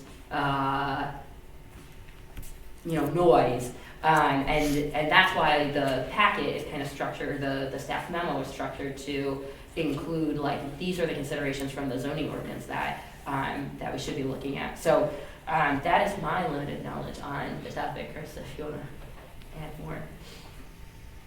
Yeah, and in defense of the staff here, I've been around a little while longer. and before that, I used to read my dad's ordinances. Every time we'd have a special use permit or a variance or something like that, and this goes back to Bill Burnett and Beth Barron and probably before them. What I'm talking about here is, the whereas clauses, also says that findings of fact, it's in the B4 district. It's this, it's this, it's this. Yes, those are facts, but they're not pertinent. The findings of fact should be, what are the reasons that we voted to approve or deny this? What are the reasons? And you might go, well, what are the reasons for that? You look back to the standards. You always want to focus on the standards. So if you look in the new zoning ordinance, and I'm sure it was in the old zoning ordinance too, it said the findings of fact specify the reasons for your recommendation. So, just to give you an example, one of the, for a special use permit, drive-throughs and banks are special uses, right? Okay? And why would you think you needed that? Because there's traffic involved. And so the way these, for a special use permit, you've got the standards there, and there might be 11 different standards, but the point is not all of those, actually there are 12. But the point is not all of those are going to be relevant to that particular case. And remember, no one factor is controlling, but the point is there may be some that are more important than others. Do we need another Chase Bank at 183rd and Dixie? Well, public convenience, maybe. But the point is, ingress and egress there was very important. So I remember when that case came up, the folks over on Evergreen were concerned because they didn't want bank traffic going into the neighborhood. So if you go over there, there's clearly a no, you can only go one way. You come off of Evergreen into that parking lot, but you can't go out onto Evergreen from there. That was a result of what happened back there at the Zone Board of Appeals, or it was a plan commission actually, it was a special use permit. But the point is, if that's an example where that factor, and that's where, if you were making a findings of fact, you're finding that the site plan as provided, and then maybe even talk about those specific facts about prohibiting access into the residential neighborhood from that property, you show that they've met that. That's a specific reason why you granted this special use permit, and also what modifications have been made. Where you get into trouble is where nobody's got a clue why you did it. And it's like anything else, as long as nobody contests it, nobody cares. But if you've got that case where there's a close question, or where somebody, let's say you deny something, or a resident comes back and say, well, how the heck did they do that in the first place? Putting something in the record that shows the reasons why you granted the special use, or you granted the zoning variance. That's what those findings of fact really should be. I've had situations, because I'm the last person to see the ordinances, usually before it goes to the village board. So, and I see your minutes, I see the board packet, I see the ordinance. There have been times when I've gone in, you didn't really make specific findings of fact in your motion that were relevant to the reasons, but I could see reading the staff memo and everything else, the discussion went on, and I've added findings of fact. Really, here's what they meant to say. This doesn't mean that you have to dictate them, but that's the purpose of these findings of fact, not the residential district that they're in or anything like that, but what are the reasons why we did this? And you just don't want to parrot what's already in the ordinance too.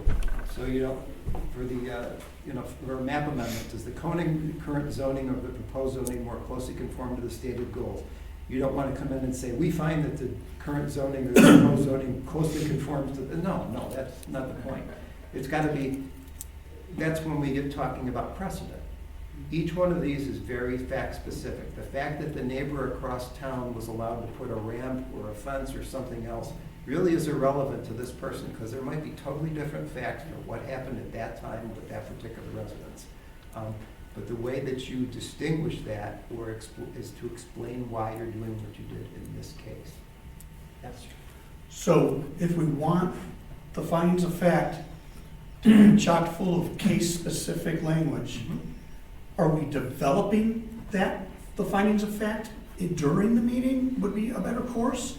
Or are we still relying on staff to predetermine what those are? And it's up to us to either say, no, that's not applicable, strike it, or modify it. I think it's a combination Yeah, because, yeah. yeah, the findings of fact that are in the staff report are just that, like a draft and a guideline you can add. And I know there are times when the commissioners add things to the list. But then there are also times when, writing the ordinance, it becomes even more in-depth based on your discussion in minutes and the standards that we need to put in there to make the ordinance that the village board ultimately votes on. So the initial heavy lift on creating the findings of fact is really gonna kind of fall on you guys to pull from the application And then. that case-specific language that Right. describes why this But you- round peg fits in the square hole. You've been doing that already. I mean, that's. Well, but it's We been have, more, but Yeah. it's been more about, It depends on the case. Yeah. There are some cases when it does say, that does include the standards in it. I mean, I guess we always build, just because we've always done it that way, build up to the fact that it's in this district, which makes it a special, it's this category, which makes it a special use, which then, usually there are a couple of sentences in there that do state what the And purpose. I find that helpful because it starts us off. It's more of. Right, exactly. You've studied it, you know what the standards are, right. And if we disagree with it, then that's fine too, because you can, but at least we can articulate why we're voting Why you're against voting, something yeah, without that's spending the important thing. an inordinate amount of time covering things Or that why you vote against it is even more important, I think that, it does not fit. I can tell you I was working today on the memo for the next meeting, and I'm glad I was doing it in advance of this because I got to the point of writing the draft findings and was a little bit like, okay, if we're being more specific to the case, what do I put? So I've got two, and I can include that as a baseline of it's in this district, and because of that, this is why we're considering it, because I do like that as the grounding, but it's a little bit tougher, and I want to just touch on the worksheet I handed out, which I thought could be potentially a guide. It's kind of something I use a little bit internally, again, like while writing the memo and considering the findings, but if you found this useful while doing either like your preparation or the meeting to stay kind of focused on what those facts are that the determination should be based on, I just kind of put it together with columns for like your notes and then maybe what findings are. So something you could use as a tool in kind of gathering thoughts. I thought that was that's what I do with my time. I jump to read the standards. Yeah. And try to limit to that. So the only caveat to that cheat sheet is that is your cheat sheet. Don't turn it back into staff. That's yours. Take it home, burn it, do whatever you want with it, but we don't want that becoming a public record. So if you give it back to staff and they inadvertently have it, then all of a sudden we get a FOIA request to your letter. So take it with you. These are just for notes. Yeah. well, it's a good way to kind of guide yourself in doing your homework. And then you can come in with some good pointed questions. Exactly. And then during the meeting, make some more notes and kind of calculate Right. there at the end when we're kind of considering, well, did this really work out or no? It didn't work out. Yeah, and like Chris said, a lot of them may or may not apply, especially when we're looking at small, the special uses going into existing tenant spaces. I think there's a lot of things that are like, oh, yep, that's not really having an impact on existing utilities. Those are things that you guys see fairly quickly. I don't necessarily, I've got to go and pick up the zone ordinance. So, okay, does this really apply? So I think, that's why I think it's helpful to do that, so. I mean, it's, we forget that the amount of work that you have to do to get these in front of us. Right. It's a lot, working these cases out, so. And this is, I've been focusing on special use permits for the majority of the conversation, and this page, the standards are different for a variance. I don't really want to go too far into that. If we've got another night, we could always do that. But the hardship, the requirement of hardship for a variance, and then text amendments and zoning map amendments also have different standards, which I'm sure would be familiar with everyone. The standards are different, but the reasons for having findings of fact are the same. You always want it, the purpose of the findings of fact is consistent across the board. It's the reasons for what action the board took. Well, how we applied the standards to the case. Exactly. Exactly. And to that point too, you really want to limit your discussion to the standards, because especially if you're taking, aside from the time factor, the more that you go off and chase down rabbit trails on other things, business operations and things like, other things that are very interesting but have nothing to do with the purpose of the board that's here, then you are opening yourself up. Because the appearance is that you're considering extraneous factors that are beyond the standards. And so really staying tightly focused on the standards and limiting the questions and the discussions to that will serve you well. Also, that's another reason I made the point of if we do have questions or want clarification about something in the standards, do it ahead of the testimony, like right before the testimony, because if we get going down that rabbit hole in the middle of the testimony, you're kind of whacking the legs out from under the standards. Because it's maybe like, oh, you're questioning your own standards. Well, I don't want Right there in the testimony. to, I hope you're not saying, I don't want to make a record of me asking questions about the standards. That's something I should know, right? Well, I think it was- I don't want that on the record. I want, the standards are whatever how I. Right. I think it was pointed towards the transition, because when we were transitioning to the new set, there was a lot of clarification needed. So that's why I said, well, we shouldn't be doing that in the middle of testimony. We should be doing that ahead of time. No, I understand what you're saying. I'm just, well, I'm just saying, I don't want that education in the record. So call us ahead of time. Right. If you get what I'm saying.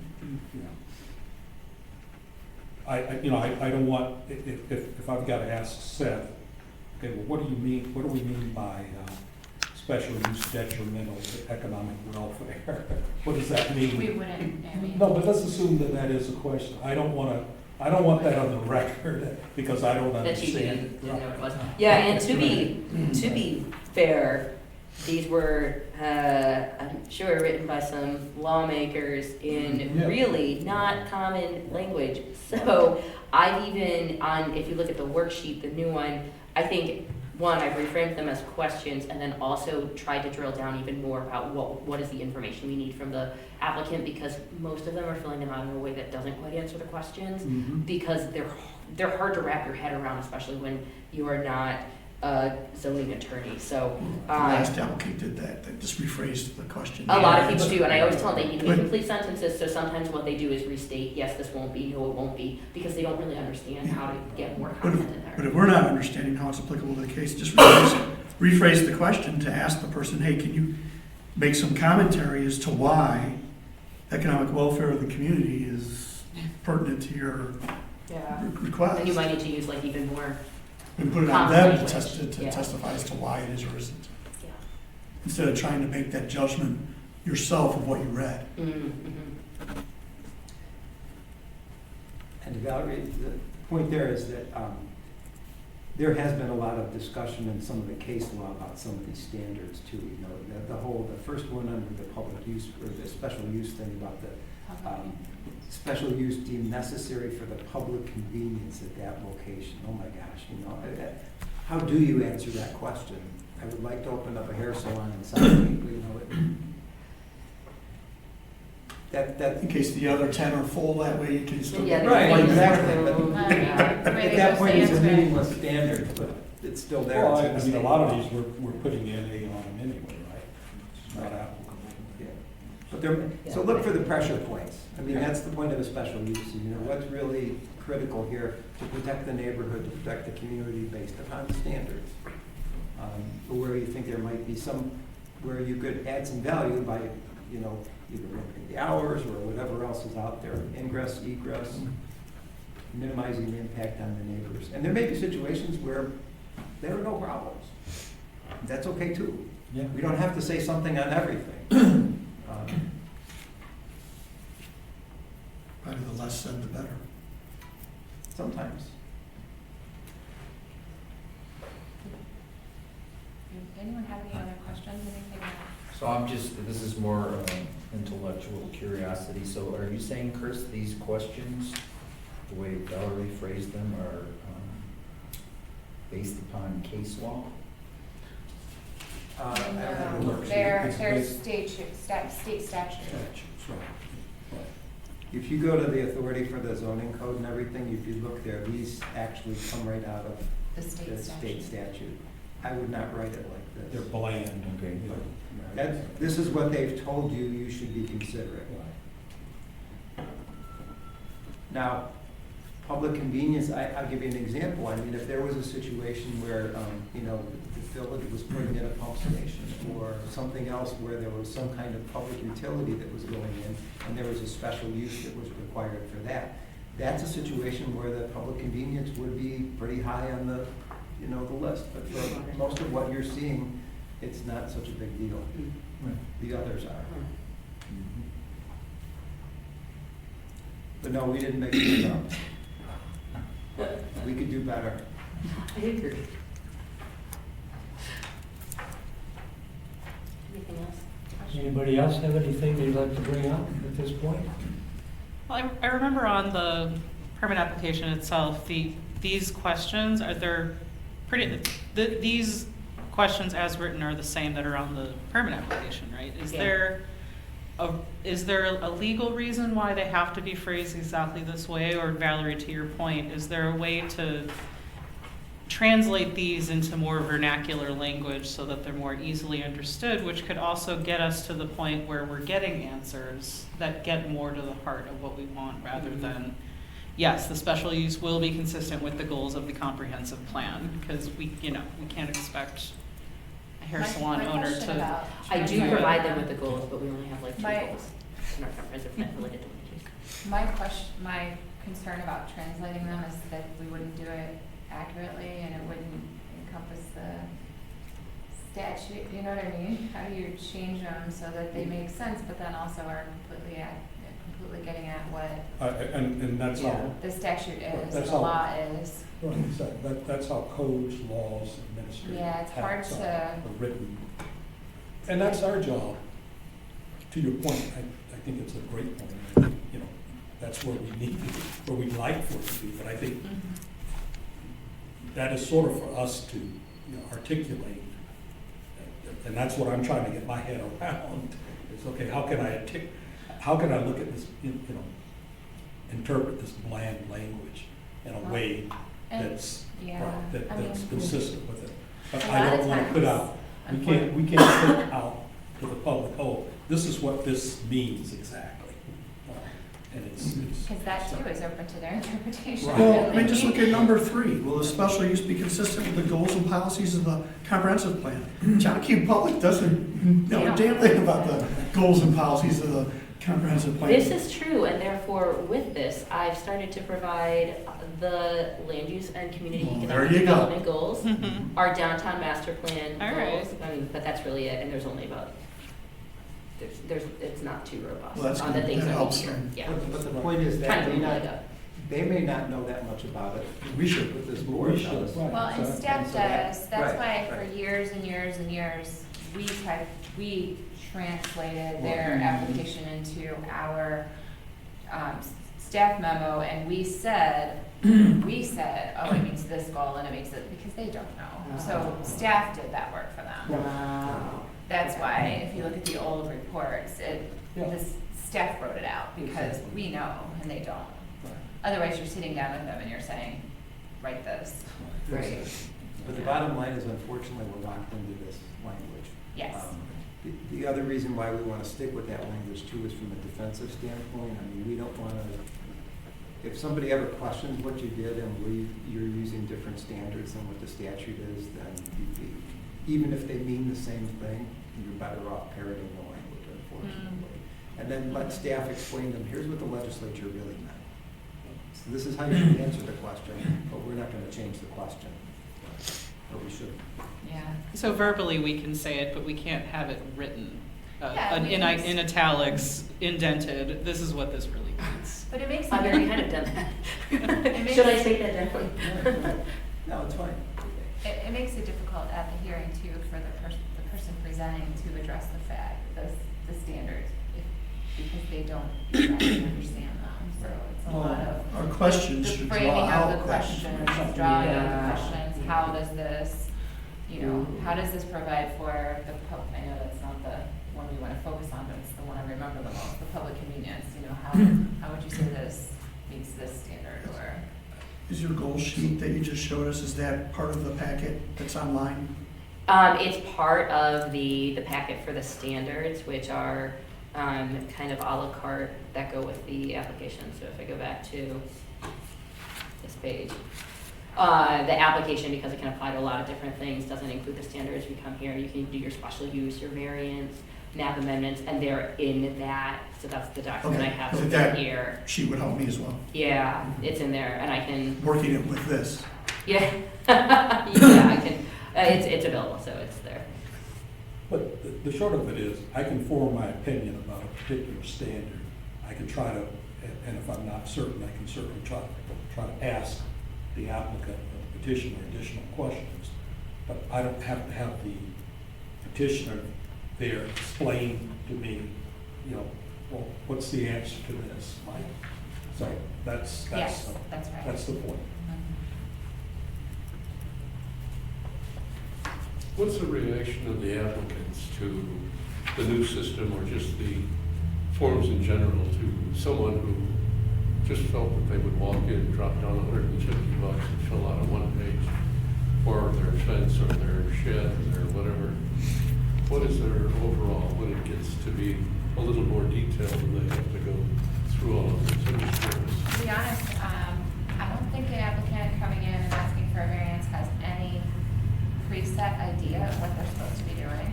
You know, they've never heard of a variance before. They applied for a building permit. They were told by the building division that it doesn't meet the code and they have to apply for a variance. They most of the time don't even know what the difference between a variance and a special use and who grants it, and that's something that they don't have any idea of. So if we say, fill out this form, or we say, go to this, or they call us on the phone and we say, go to the website, they're always gonna have questions. So they'll look at it, they'll bring it in halfway filled out, or they'll, you know, I don't think it's any different response. I think it's all overwhelming, just trying to figure out the process, you know, the fact that we have to publish for it and they have to give us all this information. It's really difficult to understand. Takes a lot of regardless. staff time to walk them through It it. takes a lot of staff time. Yeah, because they have no Yeah, idea. they figure if it's my property, I can put my fence wherever I want it, or my shed wherever I want it. I found myself recently, I got excited about having the flow chart on the application, and I found myself kind of jumping in and telling someone, okay, so this is what we're gonna do, you need this, and walk through, and then I had to step back and be like, let me explain to you what these things are, because, yeah, they're kind of coming in from zero. I mean, the flip side is when you get a developer who calls, or somebody who wants to put in EV charging stations and calls up and says, hey, what's your process? And asks a whole bunch of questions, and then I say, your questions are answered in this application, here you go. But Yeah. that's, you know, night and day types of people. There's a big difference between. If they're overwhelmed with that, I have a question regarding expense. And expense is a consideration today. During the process regarding a plat, there was a discussion that several of the commissioners related experiences over the years, including myself, where a plat is submitted and there's no date. And we do our due diligence and we go out to the site, and over the years we have found other structures on the site. And it obviously expands the discussion of the case and perhaps delays it. And there have been times when an additional updated plat, which is an expense, has been required. Is there any easy way to approach that, resolve that? Not really, I don't know. because a plat is expensive. It's very expensive. Yeah. Yeah. $400 or $500. Yeah. I think it depends on the scale of the project and how accurate your plat is 10 years old, but if nothing's been done to your property, then that would be sufficient. I think it really depends on. So just take it case by case. We do work with applicants, you know, to try to find their plat on file, or, you know, Well, are you talking about a survey, or are you talking about a A plat plat of survey. subdivision? A I'm plat talking survey. about Survey, final survey. So it might depend on what the facts of the case are. I mean, It if does. somebody in Southgate wants to put, you know, we bought our house in 1990, and I still have the survey from back then. Now, but the point is that if I came in and I wanted to put a fence, if I was on a corner lot, and I didn't have a survey that showed that shed that I put in 10 years ago, does it really matter as far as the case is concerned? On the other hand, if there's a building there that obviously impacts this, giving the board the facts that it needs to make a decision, then, yeah, I think they need to, you know, get that updated. Well, we're getting more placement now because we have ADUs. And there's other things that may be on the lot. Yeah, That would need to be accurate in but that that's gonna be a case. fact specific. That would definitely apply in that case. Okay. We're gonna wanna see everything that's on the property before making that decision. I thought I had an example of a plat that came in that was a little bit outdated, where I helped make some adjustments, just as an exhibit, but that was not the one that I pulled up. Okay, It's a lot of work. yeah. All right, I think that's everything. Yeah, well, Any other recommendations, Mr. Chris, for us? No, I was gonna lead off with this, but you guys stole all the thunder, but, oh no, no, sorry, no, Chris. no, that's a good thing. Because being in the military, you know, people would always come up to you and say, well, thank you for your service. And they wouldn't have any clue what you're what they're thanking you for. But you all have been in there, and having lived through that Calumet Country Club thing and everything, just on behalf of the village, thank you for your service. And we all know that, because this is another one of those, is Don Thomas, Marilyn Thomas' husband? Oh, great, another free job.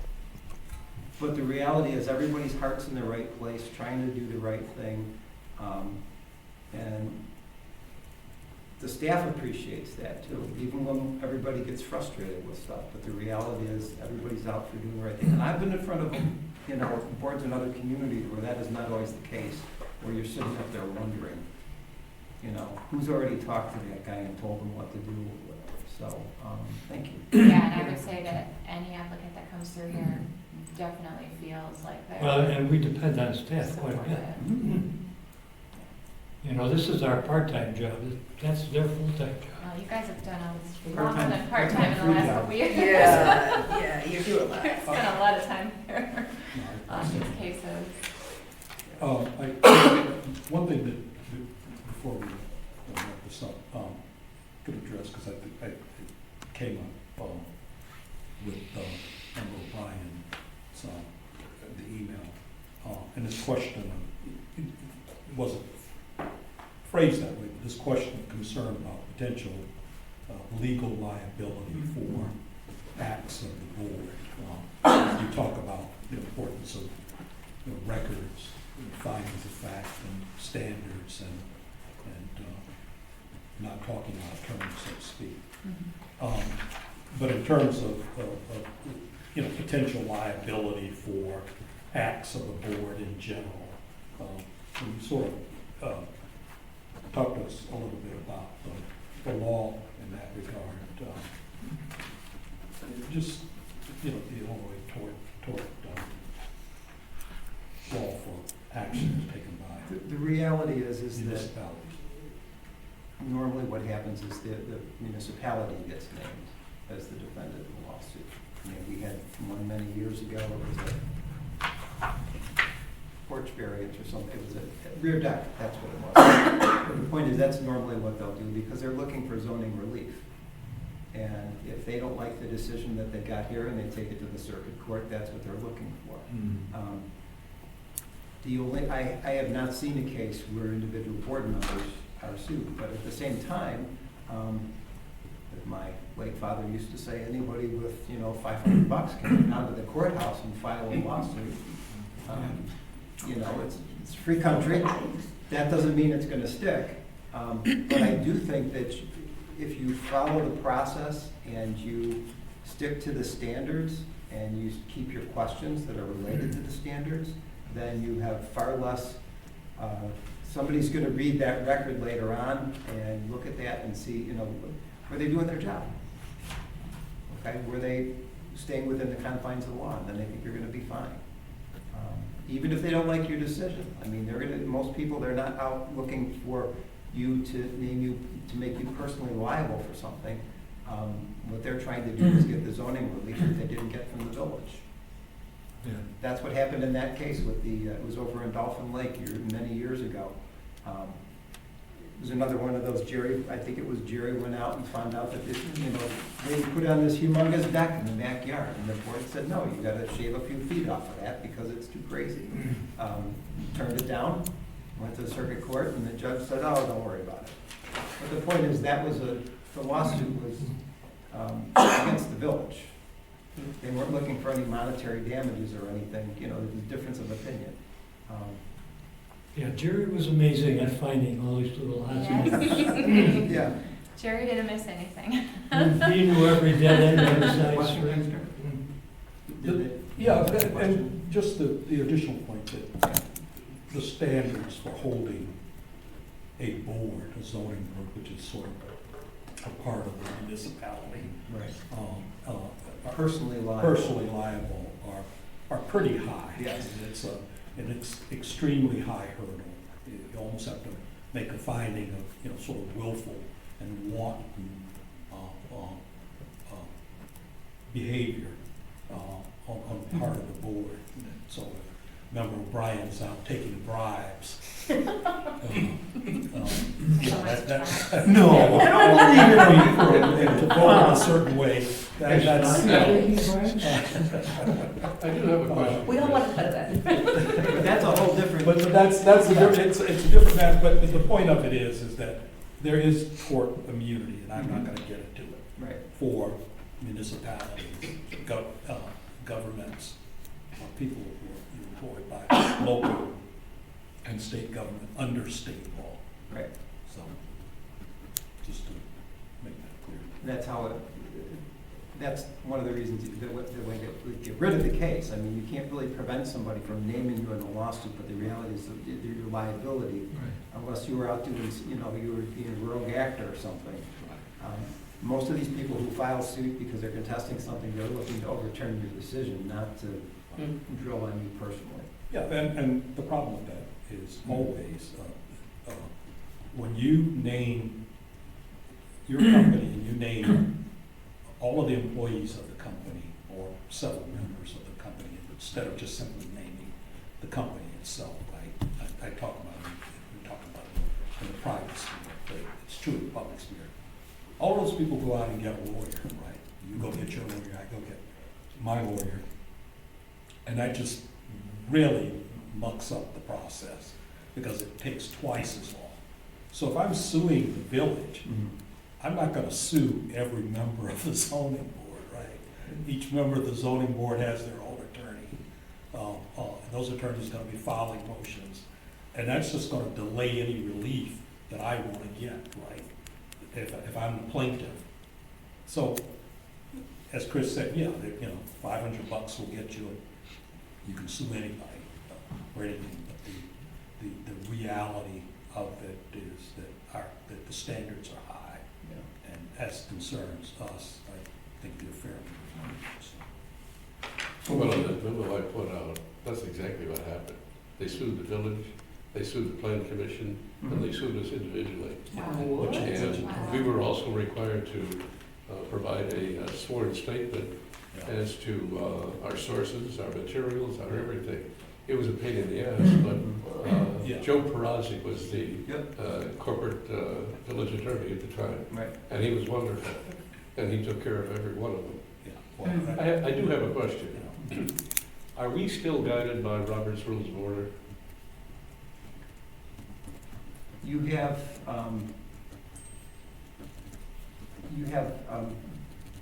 hearing rules. I don't. Here's the reason for my question, Yeah, go Chris. ahead. On this hoops situation, it suddenly appeared And of course, we voted on it, but we voted on it unanimously. I understand that because anybody, as I said before, that would ask a question on December 8th would be pilloried. You know, it was just that sort of a situation. It had to get through. Okay. That apparently appeared in the zoning code about a month and a half before we actually approved it. Now, the extent of the word or two words that make it in there is one thing. But when it came up initially, it was withdrawn by staff, withdrawn specifically, as to be continued to a meeting in the future, to a date to be determined. And in Robert's Rules of Order, you have a similar type of motion that would be made to table. That would be for that meeting, later in that meeting, or the next meeting, or at the most a quarter. Because if there's no action on those kinds of motions, they die for lack of action. This is specifically stated to a meeting in the future, which is fine, so it sits on the table. The action here would be to select a date. And in the motion, it says a date to be determined by staff. Staff never determined a date. It wasn't an important issue at the time. So therefore, my question is that particular motion still on the table to be withdrawn? She withdrawn her back for discussion. Can I explain? So this variance is different than, you're asking two different questions, because this was a specific variance that was applied for and published for by an applicant. This isn't a change to the code. So you're talking about what appeared in the code. This was not what appeared in the code. This is not, so this was a variance that was applied for, and they, staff asked for it to be continued, not to a date certain, because if we continue it to a date certain, that case is continued.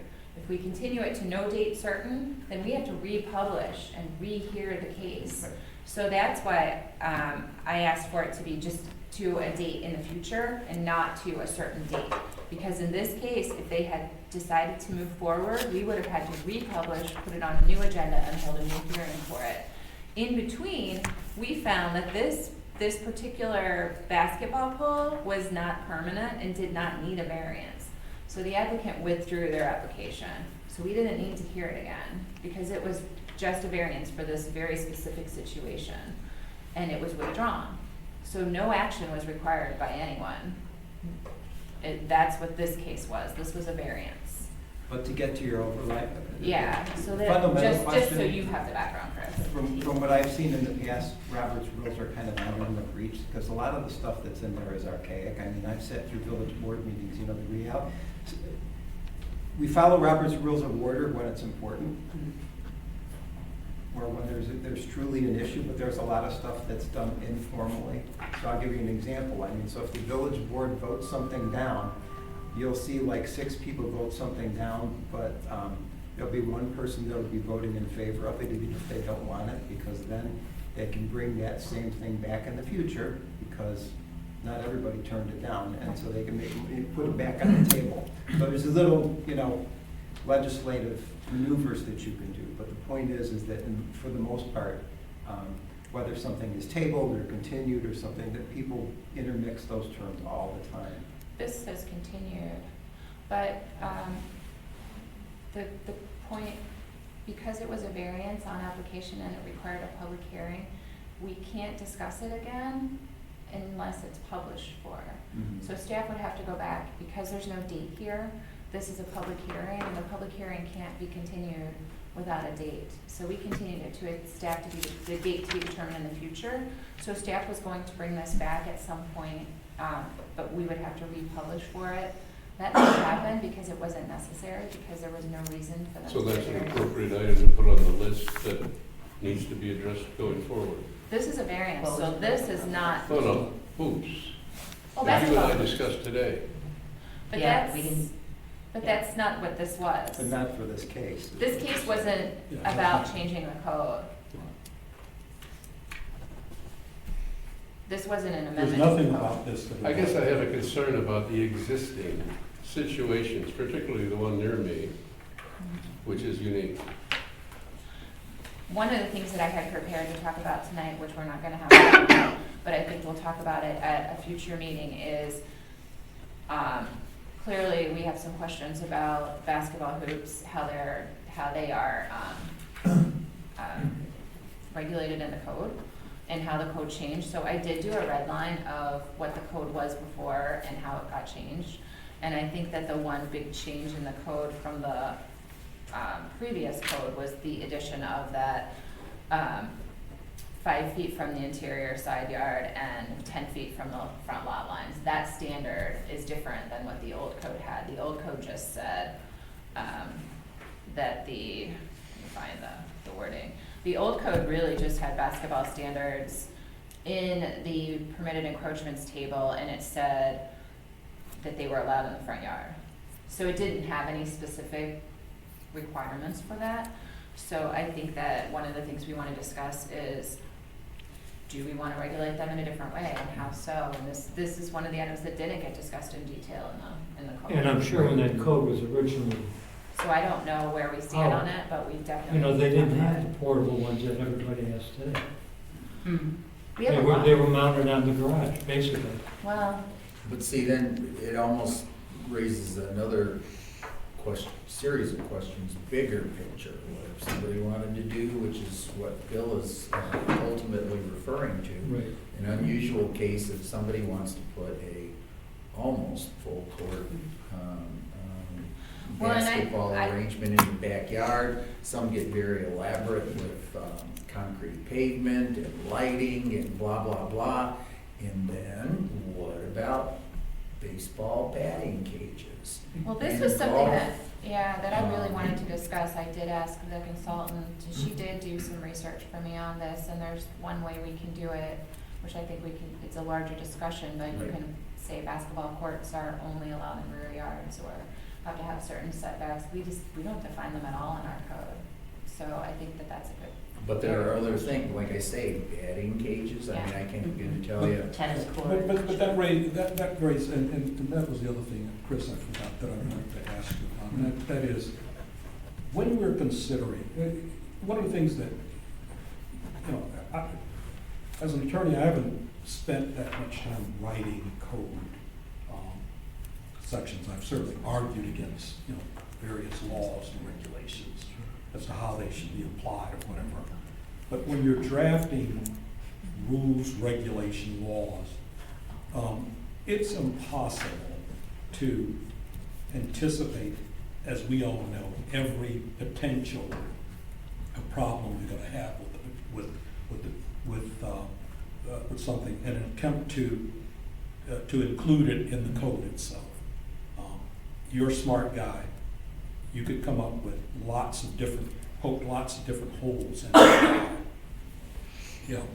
This doesn't fully address the issue, right?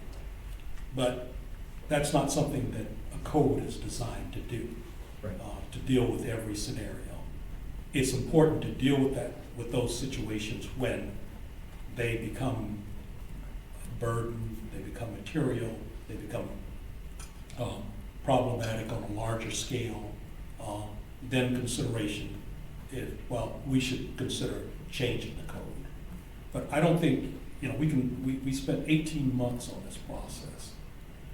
And I think we agreed on December 8th that the best way for us to move forward, to deal with some of these issues that we couldn't cover, because we'd be here another 18 months, is to deal with them by amendment.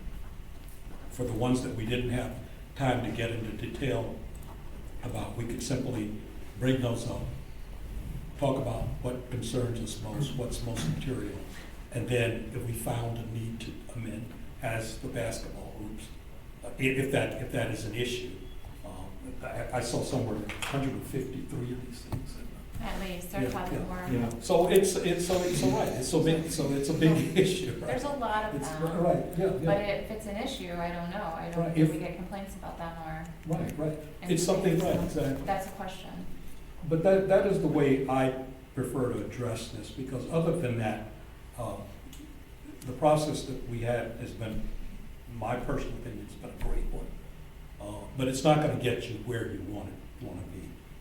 And you're not gonna be satisfied if you're looking for the right regulation to cover every situation. It's never gonna happen. What I'm hearing and what you're saying leads you to, you can always say, I'm not voting for this, and when you give your reason why, because the circumstances here are not in the spirit of the standard. You may never find, that the standard actually covers all 10, but it's not in the spirit of. And I think that's an acceptable, as long as you're questioning, dove deeper than what the standard says, and you can say, you know what, you've explained yourself, you still don't meet the spirit of the standard. You don't have to have a detailed, itemized, factual accounting for how it didn't meet it. Yeah. Just, you don't meet the spirit of it. I mean, is that, from a legal standpoint, I've heard people say that in times, but is that acceptable? That would be to your hear? reason why you voted against something, but the point is, it's still good to tie that to the specific Yeah. standards. I don't like it, probably isn't enough. But it's too loud, or Right. there's too many lights, and they infringe on the neighbors, or, if that's an issue. But those are the kind of things those really the standards where you're gonna be. But The we're still- spirit is something you can't really wrap your arms around. Well, and in doing this code, up front, we had all the public input, and we focused on the items that were that were issues and prominent, and, basketball hoops didn't rise to that level at any point, I guess. Because I had initially asked a question, and, I just think that I don't know if it got overlooked or what, but we can talk about this now in depth, or at our next meeting, not now. Yeah, we got Put it on more the questions list. about fences than we get no questions about basketball hoops. We didn't have any questions that I remember. But I think to Dexter's point is that, the code tries to address the most pressing Because issues. you can't cover everything. Right, you can't cover everything. And if it's something that is truly a concern, it can always be added. And if there's a hardship or something and there needs to be a variance on something in the future, then that's what this board is for. But the threshold issue is whether it's important enough to enough people, and it's as much of a concern. I mean, we could also legislate to, prohibit one-car garages, which would eliminate, but is it a concern? Probably not. But there's all kinds of, land use questions that we don't even touch. And that also applies, and I don't want to just limit that. If we see something in the code, okay, maybe it wasn't written the way we thought it should be, an error, a typo, or a reference to, cross-reference to a section that isn't there, whatever, then let's just amend it and make the changes. Sure. And I'm keeping those lists on my own too, as I'm reading the code. I think we need to take it, at some point, to take that list to the We had this discussion. hearing, yeah. We knew it was not gonna be perfect, but the point is, if we were waiting for the perfect one, we'd all be dead. There's always gonna be, they do this in the legislature all the time. I mean, there's always the trailer bill that comes along. And then the other thing is too, circumstances change.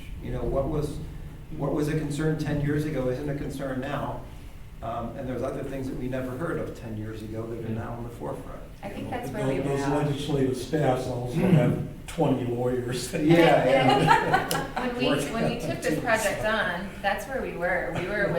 We had 20 years worth of things that were completely new and completely different than the code, and that was kind of where we focused on, and not some of the smaller things we're gonna need to focus on at some point. And they do internally. And the other part, I'm sorry, go ahead. That's right. No, the- French philosopher in the 1700s said that perfection is the enemy of the Rousseau. No, le bestiaire. I'm I sorry. think Le that, bestiaire. I think our audience Certainly members. did you I might stumble through this, I hope I can say it what I mean. Sorry. Because since the object is to increase the density downtown. I guess through transit-oriented design or whatever. A lot of these, what can I say, jackrabbit changes will have to be made because you're gonna have more bikes down here because you're reducing the parking space from what I see. So you're gonna have more bikers, so that's gonna be something you have to deal with. You're gonna have to have, I know you said you're gonna have outside sitting, but people gonna want more. And you're gonna have to have walkability, because people won't, they don't want to be able to walk. And then you're gonna have these scooters gonna want to show up. And so those are things we have to consider. And I didn't see it all because, nervousness of a resident. But because it is, hopefully, the density increases from what I look at and estimate about close to 300 people will be brought downtown. And all these issues that they're gonna bring in, some of these young people, gonna put a basketball court right down in Martin. They're gonna try that. Yeah. So, yeah, how do you like you were saying, how do you plan for all of this? Because we don't have this. I live like about 2 blocks from here, 3 blocks from here. And I've been here about 4 years, but I remember 20 or 30 years ago, there was more density. And I've been wondering how the density was going to be brought back, but I see the attempts are being made, like the new buildings and the transit-oriented design, that development, that's thinking the people don't want to come downtown. But we got to be ready for them. Because I like coming downtown. I sit up sometimes at Ellie's, not Ellie's, I'm in Chicago, but I could come up to a Redbird and sit outside and enjoy it. That's what I like to be able to do, because that's where everything's going, to what you call an active town, or walkability. Okay, that's it? Thank you very much. All right. Make sure you sign in on the sign-in sheet so we can follow up with you about opportunities to be engaged. Okay. All right, let me ask the staff, is there anything that the board can do better to help you people out? I know, you guys, do an amazing job. I think just Yeah. reach out to us more if you have questions Yeah. on things. Like, we're always available, always happy to talk. Well, and with that, Chair, I still do want to address this question of minutes. Maybe it could be an agenda item, or maybe we could all just go back and bring it up for discussion, or our ideas set Oh, yeah. to the board Okay. about how we might.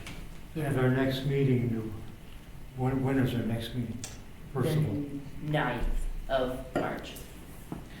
So and what do we have on that agenda so far? we have one Don't tell me it's so long. massage therapy special use.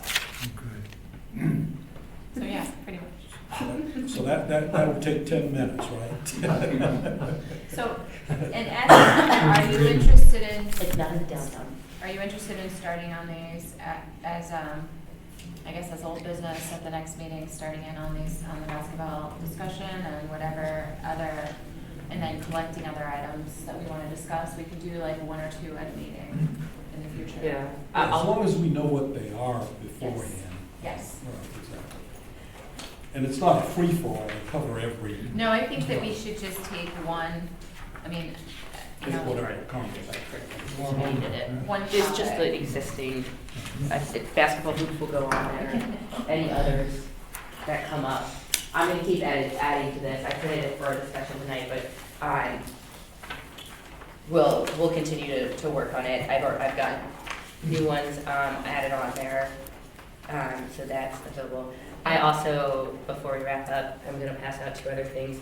It came up at the last meeting, that there was an error with some text cropped on this table. So I fixed that and have a page for you all to slip sheet into your binder, so take out the old one. and just replace it with that one, and then a copy of the appendix A if you want to put that in your pocket. So at the next meeting, we'll have time to discuss the minutes. Yeah, we can put that on the agenda.